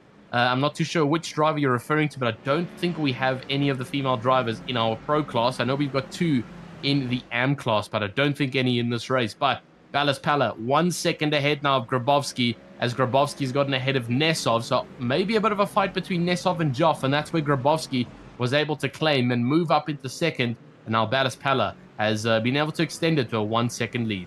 Well, Nesov's just set the fastest lap of this race, and Chris, at the moment, it is absolute chaos out there. Once again, these wet weather conditions are providing great entertainment. 4 wide into Baggots, and they all got away with it. Yeah, and it's amazing to see these guys up and down the field. If you just look at the timing, there's a lot of close battles in between, so the skills of all these guys are really showing through. Indeed they are. It is Kurashavin on the back of Conright, then just trying to find a way past the Aston Martin in front. Remember, the setups are fixed setups, so these drivers in the Aston Martins will be pretty much running the same way, and it is all down to driver skill and ability in these fixed setups. This is a look back to what happened that is Dragotta. So this has just happened recently. Dragotta's going to look up the inside. Kind of a little too late there from Dragotta for me on that one. The car has to turn into the corner at some point, and then they nearly come together once again on a rejoin. A little bit of window-to-window shouting at each other, possibly, as they make their way right next to each other. And then I did see Dragotta disappearing. I'm not too sure if he returned to pits or if that was possibly just a bit of a blipping issue. He's still down in 37th. Yeah, he's off the timing tower, and his lap timer is no longer ticking. So not too sure what happened to Leo Dragotta. He might have had a bit of a disconnect there, and he's down at 37. So in any case, hasn't had the most ideal race. Yes, still Marley Joff, and he's currently 4th position, 3 positions down. Conright is slightly behind, and all the drivers from 1st down to 8th in a relatively similar train from each other. It's all between 6 to 9 tenths as they all try and make way. Joff a little bit late on the brakes. Now that's going to open up from Conright, and he's actually lost out majorly to Nesov up in front. But Nesov on the backside of Grabowski, he's looking to make an overtake in the next couple of corners. And it's Aston Martin versus Aston Martin. What is it going to be? Here's Grabowski, and this is his onboard. And there's the likes of Nesov. All you can see is that rear brake light that is pretty distinguishable for the Aston Martin. And Grabowski pulls to the inside. Nesov makes a slight error, but on the outside line now, is he going to be able to hold it in the number 69 as he holds it in the blue Aston Martin and into the next couple of corners through the Kensington Straight? He's actually been able to correct it, and up into second he will go. What a great move onto the inside of Grabowski. Yeah, great move there. I'm not sure if Grabowski had a moment through farm curve there then, like he pulled to that inside line rather quickly. So not sure what happened to Grabowski there, but Nesov will be thankful of that because he got as much time to attack the back of Ballas Pala as possible as Courts moves up into 20th place then. And we're now going to start to see this Nesov-Pala battle resume. 1.8 seconds he's got to claw back over Ballas Pala to get close to him. But they was fighting in race 1. Both look a little twitchy and unstable out there. That is purely the conditions. As it looks once again even wetter. This rain has kept falling. And Sam posted in the weather channel on the Discord saying that, well, it's 50% chance of rain. So it might not necessarily be wet. Might be damp. Well, it's been absolutely soaking wet through all evening. The rain has hit and hit hard here at Silverstone in the Northamptonshire area in the United Kingdom. And we head to Suzuka, which, at this time of year, Suzuka may not be the driest place as well. Fair, so Suzuka could be as bad as this. We was lucky not to see rain, I think, at Belgium in the midway point of January, considering we do the live weather for. So keep our eyes on that one as we go through. But great racing so far. And Shay, it's turning into an interesting fight now. Pala looks like he's just opened the gap up to Nesov a bit. Can Nesov bring that gap down? I've actually been watching that for a little bit from the point where the gap was at about 1.8. And I've just been watching it grow. And I think Bala might be in the lead for a while if he doesn't win. I've actually come, and this is unpopular. I know it's unpopular. but I've actually come to like him as a driver a lot. I think I know it's very unpopular. I think that his driving style is incredibly aggressive, but there's something smart about how he does it, and I just like it. I'm also an American, and in America we are quite aggressive when we race. I relate to it. I like it. Yeah, that's funny you say that, because that's kind of mine and Tristan's points from last season. It was aggressive, but to a point where it was clever. Yeah, exactly. I mean, if you're able to hold it out on track without it affecting other drivers so much, then the aggression actually turns into strategy. You know, it's not just you trying to keep people at bay. You're actually doing it in a way that you're building up that gap. And I mean, as you can see right now for Ballas Pala, 1.9 seconds now from Nesov, and I feel like it's only but surely extending as they continue to race around. So. Indeed, the strategy to get back up in front has worked, and now we can just maintain his average lap time. But we were talking slightly earlier now, Matthew, about Suzuka, and one thing I'm so excited about Suzuka next week, and whether it's in the rain or the dry, is the complete change of car priority. We've been now on 2 circuits where the front engines have dominated. Suzuka is a completely different story. Your Porsches and your mid-engines are going to dominate at Suzuka. There is fast left and right-handers with heavy braking zones and hairpins, and unfortunately that is where the front engines start to lack with the understeer. The mid-engines and rear engines are definitely going to come into play. The only section they'll actually lose out slightly is the back straight through 130R, and that's where the Mustangs and the Mercs will catch up, but the lap time's not going to matter so much because the mid-engines and the rear engines catch up so much in the rest of the lap. And so that's going to be interesting for drivers like Joff and other drivers in the mid-engines and rear engines. They're definitely going to benefit from next week's racing. And I believe, you know, Donington Park. Donington Park is also quite balanced, or maybe even more lean towards the mid-engines. Pretty balanced, I'd say, for Donington Park. And that's what I like about this calendar this season, is we've got a calendar that has a drift circuit. You know, I think Spa was a good balanced circuit, kind of good all-round in different areas. Daytona was heavily front-engine dominant. I think we're seeing the front engines do better here purely because of that rain. I think we would have seen a few more mid-engined, maybe even a couple more Porsches in that AM category do a bit better. As is Rosselli, with Odell looking to go right around the outside of him at Stowe. Just breaks himself a little bit, but it's actually not going to hurt him too bad. Gets that go-kart in line, and Odell will get that position back. But yes, the other thing to mention about Suzuka, and yes, their mid-engines and rear-engine cars will struggle in the straight line coming down to 130R, but it's so tight at Spa.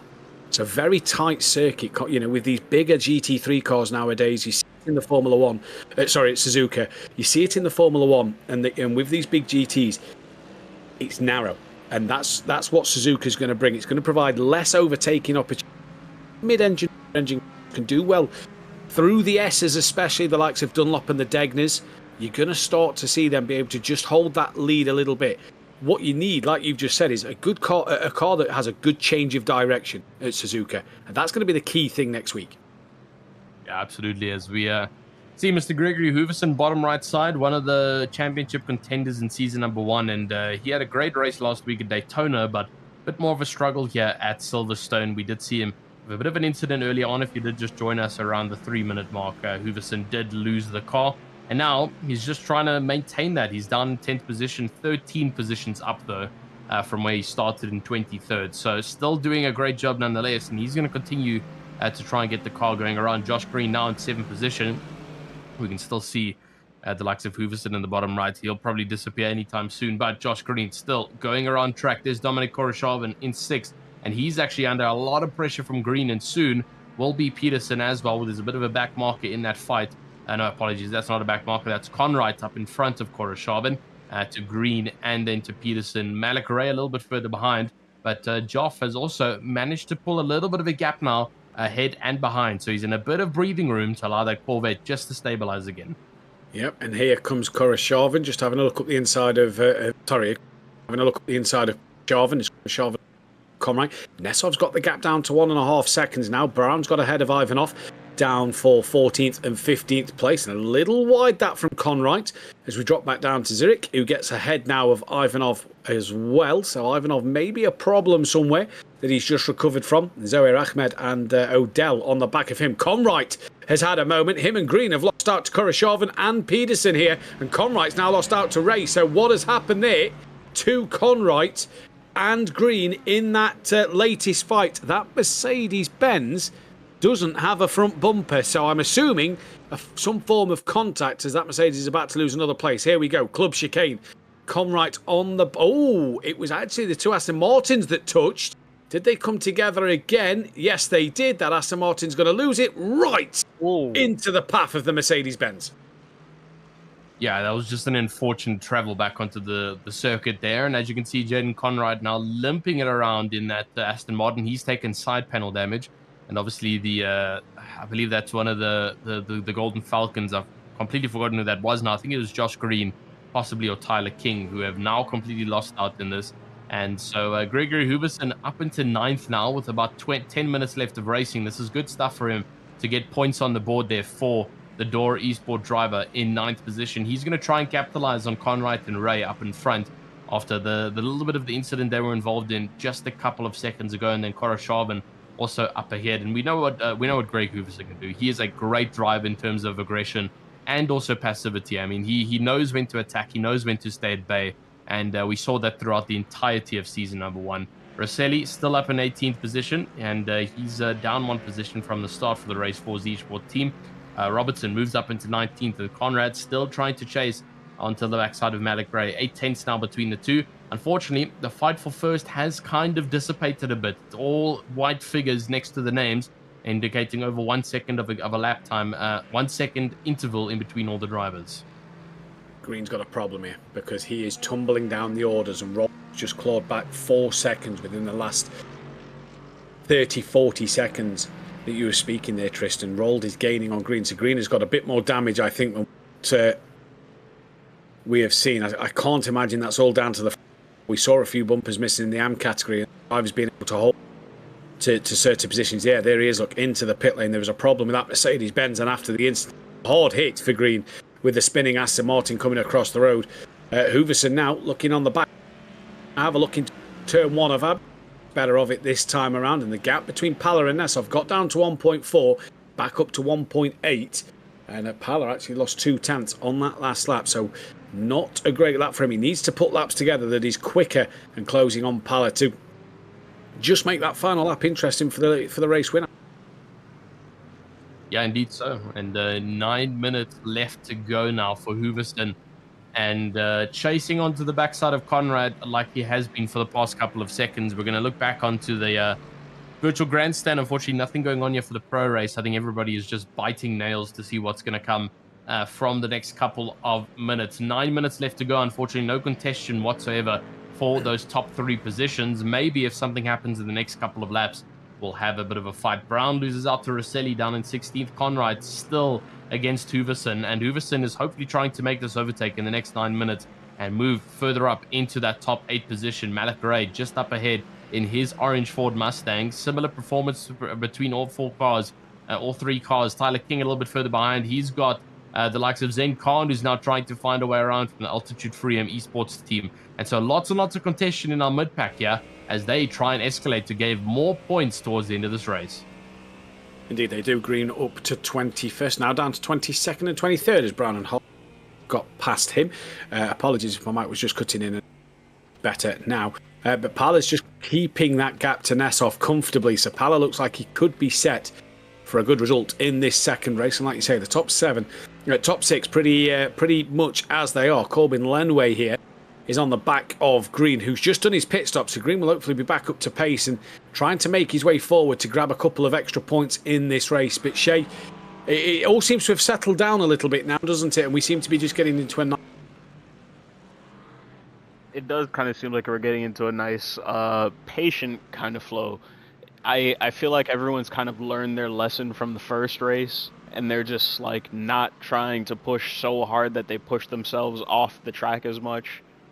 Yeah, definitely so. I think that's been a bit of a lesson for the drivers from race number 1 is, Presley's gotten a black flag. That's a drive-through penalty for the driver, and it's so late in the race that's really going to affect it. And so let's have a look at what happened to Presley. Was it a penalty due to incident points, or did he possibly go off the track? Did he bump into someone? Oh, he keeps on losing it here at Cops, so I think he's doing something wrong. He hasn't practiced Cops just enough yet to keep it consistent. And off goes Cadence Presley yet again. Remember, this is the driver who had one of the best overtakes at Spa and just struggling here in the wet in his Mustang to keep things consistent. And the problem is, if you don't have enough practice, and this is the thing with sim drivers, right? Sim drivers have that opportunity of practicing as much as they want to be able to get, the lap times in within the weeks of racing. It's not real racing where you set free practice sessions into qualifying in the race. Sim drivers can practice as much as they want. The weather went out earlier in the week, and he just looks like he's pushing too hard through cops. He's trying to almost take the drier line through cops, and that's just seems to be biting him in the backside just a little bit. As Hooverson here is really in the fight now, looking up the inside maybe into Luffield. Yeah, Hooverson now on the back straight. He keeps on pushing around, and still the replay that we can see. He's still trying to chase 14 positions up though, and lap time is also not looking too bad for him. But we have officially entered the last 5 or so minutes of racing. Cuthbert down in 25th position for the Superlaps X-Phase team. Ray is unfortunately lost that freedom that he had for the past couple of laps as Conrad and Hooverson on our right on the backside of the orange Ford Mustang. Oh, and he's lost it from the pressure. Oh, goes through Stowe. Can he keep it out of the wall though? And he just smacks the wall on the left-hand side. I don't think the damage is going to be too insane on the car, but oh man, so unfortunate there for him, just going off completely. And Hooverson and the likes of Conrad, easy move up into 7th and 8th position behind Koroshavin now. And Peterson up in 5th. He's also got a bit of pressure because look who's just behind. It's Koroshavin, hoping to possibly try and make a move in the next couple of corners, as we only have 4 or so minutes left of racing into the next couple of corners through Abbey, through Village, and onto that Kensington Straight. What's it going to be for Dominic Koroshavin trying to find his way around Peterson? Is it going to be enough, though? And he loses the back a bit. He does manage to catch it, but he's going to have to be careful. With only 4 minutes left to go, he cannot waste that with the spin. The gap last lap came down 9/10 of a second between the two race leaders. Not sure what has happened to Pala. This is a replay. Whoa, well held from Koroshavin there as he manages to hold on to his Aston Martin, but the gap has come down to just over a second, so Pala must have made some form of mistake on the last lap, on the last time around, because he was 9/10 slower than Nesov, but he looks to have got that gap back up to 1.2 seconds, and we'll see what Pala can do towards the end of this race. Koroshavin looking for a P5, Hooverson still on the back for P7. Yeah, and Hooverson will continue to try and get a little bit further up. He's got Conrad in his target scope right now, and Koroshavin still on Peterson as they keep on going. Khan is also right on the backside of King. Ahmad moves up now against Souza. I was about to mention he's going for the overtake, but he's made it happen down in 19th position. Green moves ahead of Cameron Brown as well, so lots and lots of little bit of fights outside of the top 15 as they go now for the last 3 minutes of racing. Ballas Pala 1 second ahead still of Alexei Nesov, and I don't think there's going to be contention there until the end of this race. But here's Dominic Koroshavin now alongside Nikolai Peterson coming into the next couple of corners out onto the hanger straight and through Stowe. Is it going to be enough for Koroshavin with the slipstream? Will he find a way around the big Mercedes V8? Up onto the outside line he goes. It's going to be slightly more wet. Is he going to go for the undercut? No, he isn't. He's going to stay right on the backside now of Peterson, and Koroshavin is driving this car with absolute consistency on the outside now. He's trying to brake later compared to Peterson. He has to give the space though before chopping over the nose there of Peterson, but great racing coming from these two. Yeah, and you just saw there the Aston Martin just twitching as it hit the brakes a little bit harder to get that car slowed down. Just started to twitch and slide around a little. Right, we are on potentially the penultimate lap. There may be one more to go after this, and Alexei Nesov is now under 0.8 of a second to the back of Ballas Pala, so he's got himself a little bit closer once again as that lap has ended and this lap starts. Grabowski still waiting in the wings. Remember, these two made contact in race 1. Could that capitalise for Grabowski if it happens again in this second race? But first of all, Nesov has got to get close enough. There is slowdowns galore, and Robertson, sadly, after that slowdown, has got himself a drive-through penalty. Yeah, it's unfortunate for Robertson so late into the race. Only 2 minutes left to go. And like Matthew said, this could potentially be the last couple of laps. Still Dominic Koroshavin on the backside of Peterson. Alexei Nesov is starting to catch up to Ballas Pala, but unfortunately, I don't think it's going to be enough by the end of this race. You can see he's pulled it down, or actually he's gone all the way back up to 1.1 seconds. And we'll have to see if it's going to come down. It's slowly coming down through the corners, so he's slightly faster on corner entry, but then on corner exit, Palace seems to be slightly faster. But Koroshavin still trying to find a way around. Ahmad moves again ahead of Robertson, so the two of them have been switching around. Robertson has to go serve that penalty before the end of this race. And where is Ballas Pala out on track? Coming through Maggots and Beckett's onto the hanger straight. We can see him there. And so there is just about 1 minute left of racing. I think there's still going to be one more lap after this. Unfortunately, well, not unfortunately, I think there's just going to be one more lap left that he's going to have to hold from Nesov as he comes through Stowe now. There's still 45 or so seconds left of racing. I think that is going to be enough for him to get towards the start-finish straight. Yeah, it will indeed. And this is going to allow Nesov to just have that one more chance. But crucially for Pala, it's all about what he does, because it's in these conditions, it's not about what Nesov can do. It's about you keeping it facing the right way. As we've said all evening, you've got to keep it on the tarmac. You've got to keep it facing the right way. But Shay, we could be in for a fantastic final lap here. We could be in for a great final lap. This is actually going really, really well for Pala. I'm actually really happy. There isn't as much drama in these last few laps for him as there was compared to like Daytona. No, there's not indeed. Yeah. Grabowski's dropped right off the back of Nesov. That was just over a second. It's now 5 seconds. So Grabowski has dropped right off the back of Alexei Nesov. So what can Pala do in this race? He's got that gap back over a second. So it looks like Pala's in control of his own destiny here, but he doesn't want to push too hard and make that mistake. Here comes Jaden Conwright trying to defend from Hooverson. And from that, an attack Koroshavin, a little bit of a hip and shoulder. The rear bumper comes off of Koroshavin's car there, and this could allow Gregory Hooverson through on the final lap. Yeah, let's see it now from Gregory Hooverson as they come through Kensington Straight. And he's now got that opportunity, like we've mentioned, Koroshavin missing that backside bumper. That is going to be a little bit of downforce loss coming through the next couple of corners. And so he might even be able to gain it on Conrad if he does have enough. Oh, he goes up on the contact! Inside. And they've both actually lost it. A little bit of an aggressive take there from Gregory Hooverson. We could have actually tried to get his camera there to see if he had any reactions. I'm not too sure, but oh man, that was very unfortunate. He tried to find the space around the likes of Koroshavin, and just not enough to make the dive work. Yeah, well, something's happened to Nesov as well while that was happening, Tristan, because he's now over 2 seconds behind Ballas Pala. Rold has now got himself out of Koroshavin, and Hooverson's had a Silverstone to forget. But it looks like this man, for the Ford Mustang Chessa esports team, can take that race win. It's just coming down slightly, but this is all about Pala getting these final 3-4 corners right as he turns in towards Stowe for the final time. Still some more track limit slowdowns coming up on the screen. Just slides out the exit of Stowe towards the club chicane.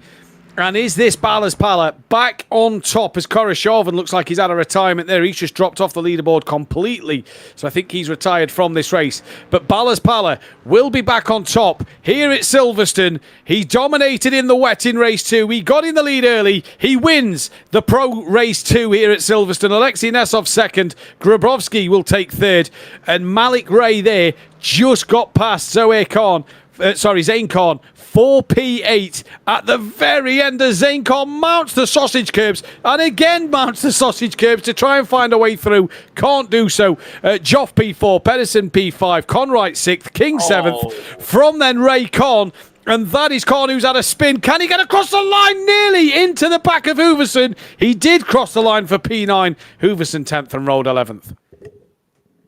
What an eventful end to that. Thankfully, Hooverson was over the checkered flag already, as the line is very early on in the Lewis Hamilton straight. So even if there was contact, thankfully it wouldn't have mattered too much. Obviously, the racing line would have been blocked off a bit, but great stuff to see the drivers ending off so strong. And there's another driver off. Well, that's Rosselli. Like it's just before Rosselli. He's just before the checkered flag, and we're talking about it being so close to the start of the straight, and Rosselli loses it just before touching the checkered flag, and he loses over 4 positions now from Brown all the way down. So he has Rosselli. Was he trying to just push coming onto the exit there of the chicane, and on the curb, just a little bit too much acceleration. And there's the checkered flag, literally a couple of meters up ahead, and he's had to keep the car fixed to not hit into anybody else. So 3 positions lost. And there's the checkered flag just up ahead of him. Very unfortunate for the driver. Indeed, he lost out to Corbin Lenaway at the end as well, who finishes P18 from the back of the grid. So a good race for Corbin Lenaway in that one. But what a race, what a week it has been here at Silverstone. A fantastic two amateur races and two great pro races, to say the least. There's a car off there, just looks like he's beached on the sausage curb on the outside of club as the drivers just come round to finish down the bottom end of the laps of the position. Sorry, they're all coming across the line now. There's that nice looking Ford Mustang. We'll get the full classifications for you in just a couple of moments time. And what a race we've seen here at Silverstone. Suzuka back to format A in a week's time, where we go back to the 1 hour races with the pit stops. Remember, with the 65% capacity fuel tanks, they'll have to do their pit stops. But your provisional results for this race is Ballas Pala race winner from Alexei Nesov, Denis Grabowski from Marley Joff, Nikolai Pedersen from Jaden Conright, Tyler King, Malik Ray, Zane Khan, Gregory Hooverson after losing out from all that hard work he'd done at the end, Kevin Rold, Aaron Zurich from Mike O'Dell, Gabriel Ivanov, Miles Brown, Zohair Ahmed, Josh Green and Corbin Lenaway bringing up your 18 places. Yeah, and you'll see it. The rest of the grid will slowly form. There's Rosselli, Lucas Souza, Eric Halsband, Cameron Brown, Ty Dunnett from 23rd, Gulam Andre, Anthony Cuthbert, Russell Soto to Elliot Court down at 27th, Kyle Robertson, Cadence Presley, Andrew Herschel. And then from 31st onwards, you'll see the rest of the drivers, Dominic Koroshavin, who had a great run, and DNF towards the end, and Mirazan, 32nd, Aaron Ackles, 33rd. Onof Singh, Joe Manzoli, Alejo Fernandez, Paul Nye, Leo Dragoda, unfortunately not having a great race this time around. Chris Waits, 39th, and Gabriel Jones will take that 40th position. But that is officially the end of tonight's racing. Race number 2 is officially concluded for the pro drivers. And we'll just give it some time to see if any drivers join us in the interview waiting room. But I mean, Shay, any thoughts on today's racing? I'm kind of speechless. Yeah, actually. There was so much chaos at the start of race 1 for both pro and pro am, and it's almost as if it's like everyone, at least in pro, like instantly just kind of learned their lesson, just was like, all right, we need to lay off. Like there's time to win this. We can lay off a little bit. And there were still incidents, and especially the ones right before the finish line. Those broke my heart. I feel for those drivers. But it seems like everybody just instantly took to the feedback. Yeah, it was an interesting Silverstone week, wasn't it? Obviously, the 50% chance of rain, I think drivers was kind of like, will it come, won't it come? It almost had the feel of one of them races leading up to it of, it might rain, it might not. We don't know what's going to happen on the night. We've had a fully wet through night where drivers have been really against the limits. And it's got wetter, it seems, as the night has gone on. But it's provided some great action. And what we've seen now is we've seen 3 different races, right? We've seen a Spa, which is a very balanced circuit for all the cars. We've seen Daytona, which we know is top speed heavy. We've now seen a wet race, which has thrown that sort of occasion into the mix. We then go to a tight, twisty Suzuka circuit. So that'll be 4 different races in a row where so far this season 2 of the League by Foxxtecca has been absolutely phenomenal. Yeah, absolutely so. And yeah, Dragoda was saying in the virtual grandstand that he actually had a game crash just before the start of the race. So that's why he started all the way at the back. And then obviously, additionally to that, he got the incident on turn 1, and that's why he was an entire lap down. So very unfortunate to see. I don't think we're going to have anyone in our interview waiting room. We did mention for the Prime drivers to join, but we are in any case just about out of time for today's racing. And so that will conclude tonight's events. It will indeed. We head to Suzuka in a week's time. Thank you once again to Chris Harris, who's left the chat at the moment, for joining us in the commentary box. Jim Cunningham for bringing you all the action and the replays. And Shay Tristan, once again, big thank you for you two for joining me in the comment box. Are we looking forward to Suzuka next week? Absolutely. So I think it's going to be a great race, completely different diversity in terms of car performance, and we'll have to see how the drivers tackle it. And also, the weather's going to play a huge factor. Shay? Suzuka is one of my favorite tracks of all time. I'm a sucker for almost all the well-known Japanese tracks. I love everything about it. It's super technical, and I think that because of the balance of cars that we've got, we're going to see some clever stuff. Indeed we are. Well, we head to the tight, twisty circuit of Suzuka next time around, what will happen there. You join us live on the league by Foxxtecca and Apex Racing TV. Once again, thank you to all our sponsors, the Roasted Record, the African Automotive Association, Superlap, and all the other sponsors that you have seen on your screen in that top right corner for your continued support throughout this series. Doesn't look like we're going to get anybody in for a chat here at the end, but what a night of racing it has been. Once again, 3 weeks in the bag. We head to Japan, the land of the rising sun, for week number 4. We'll see you there.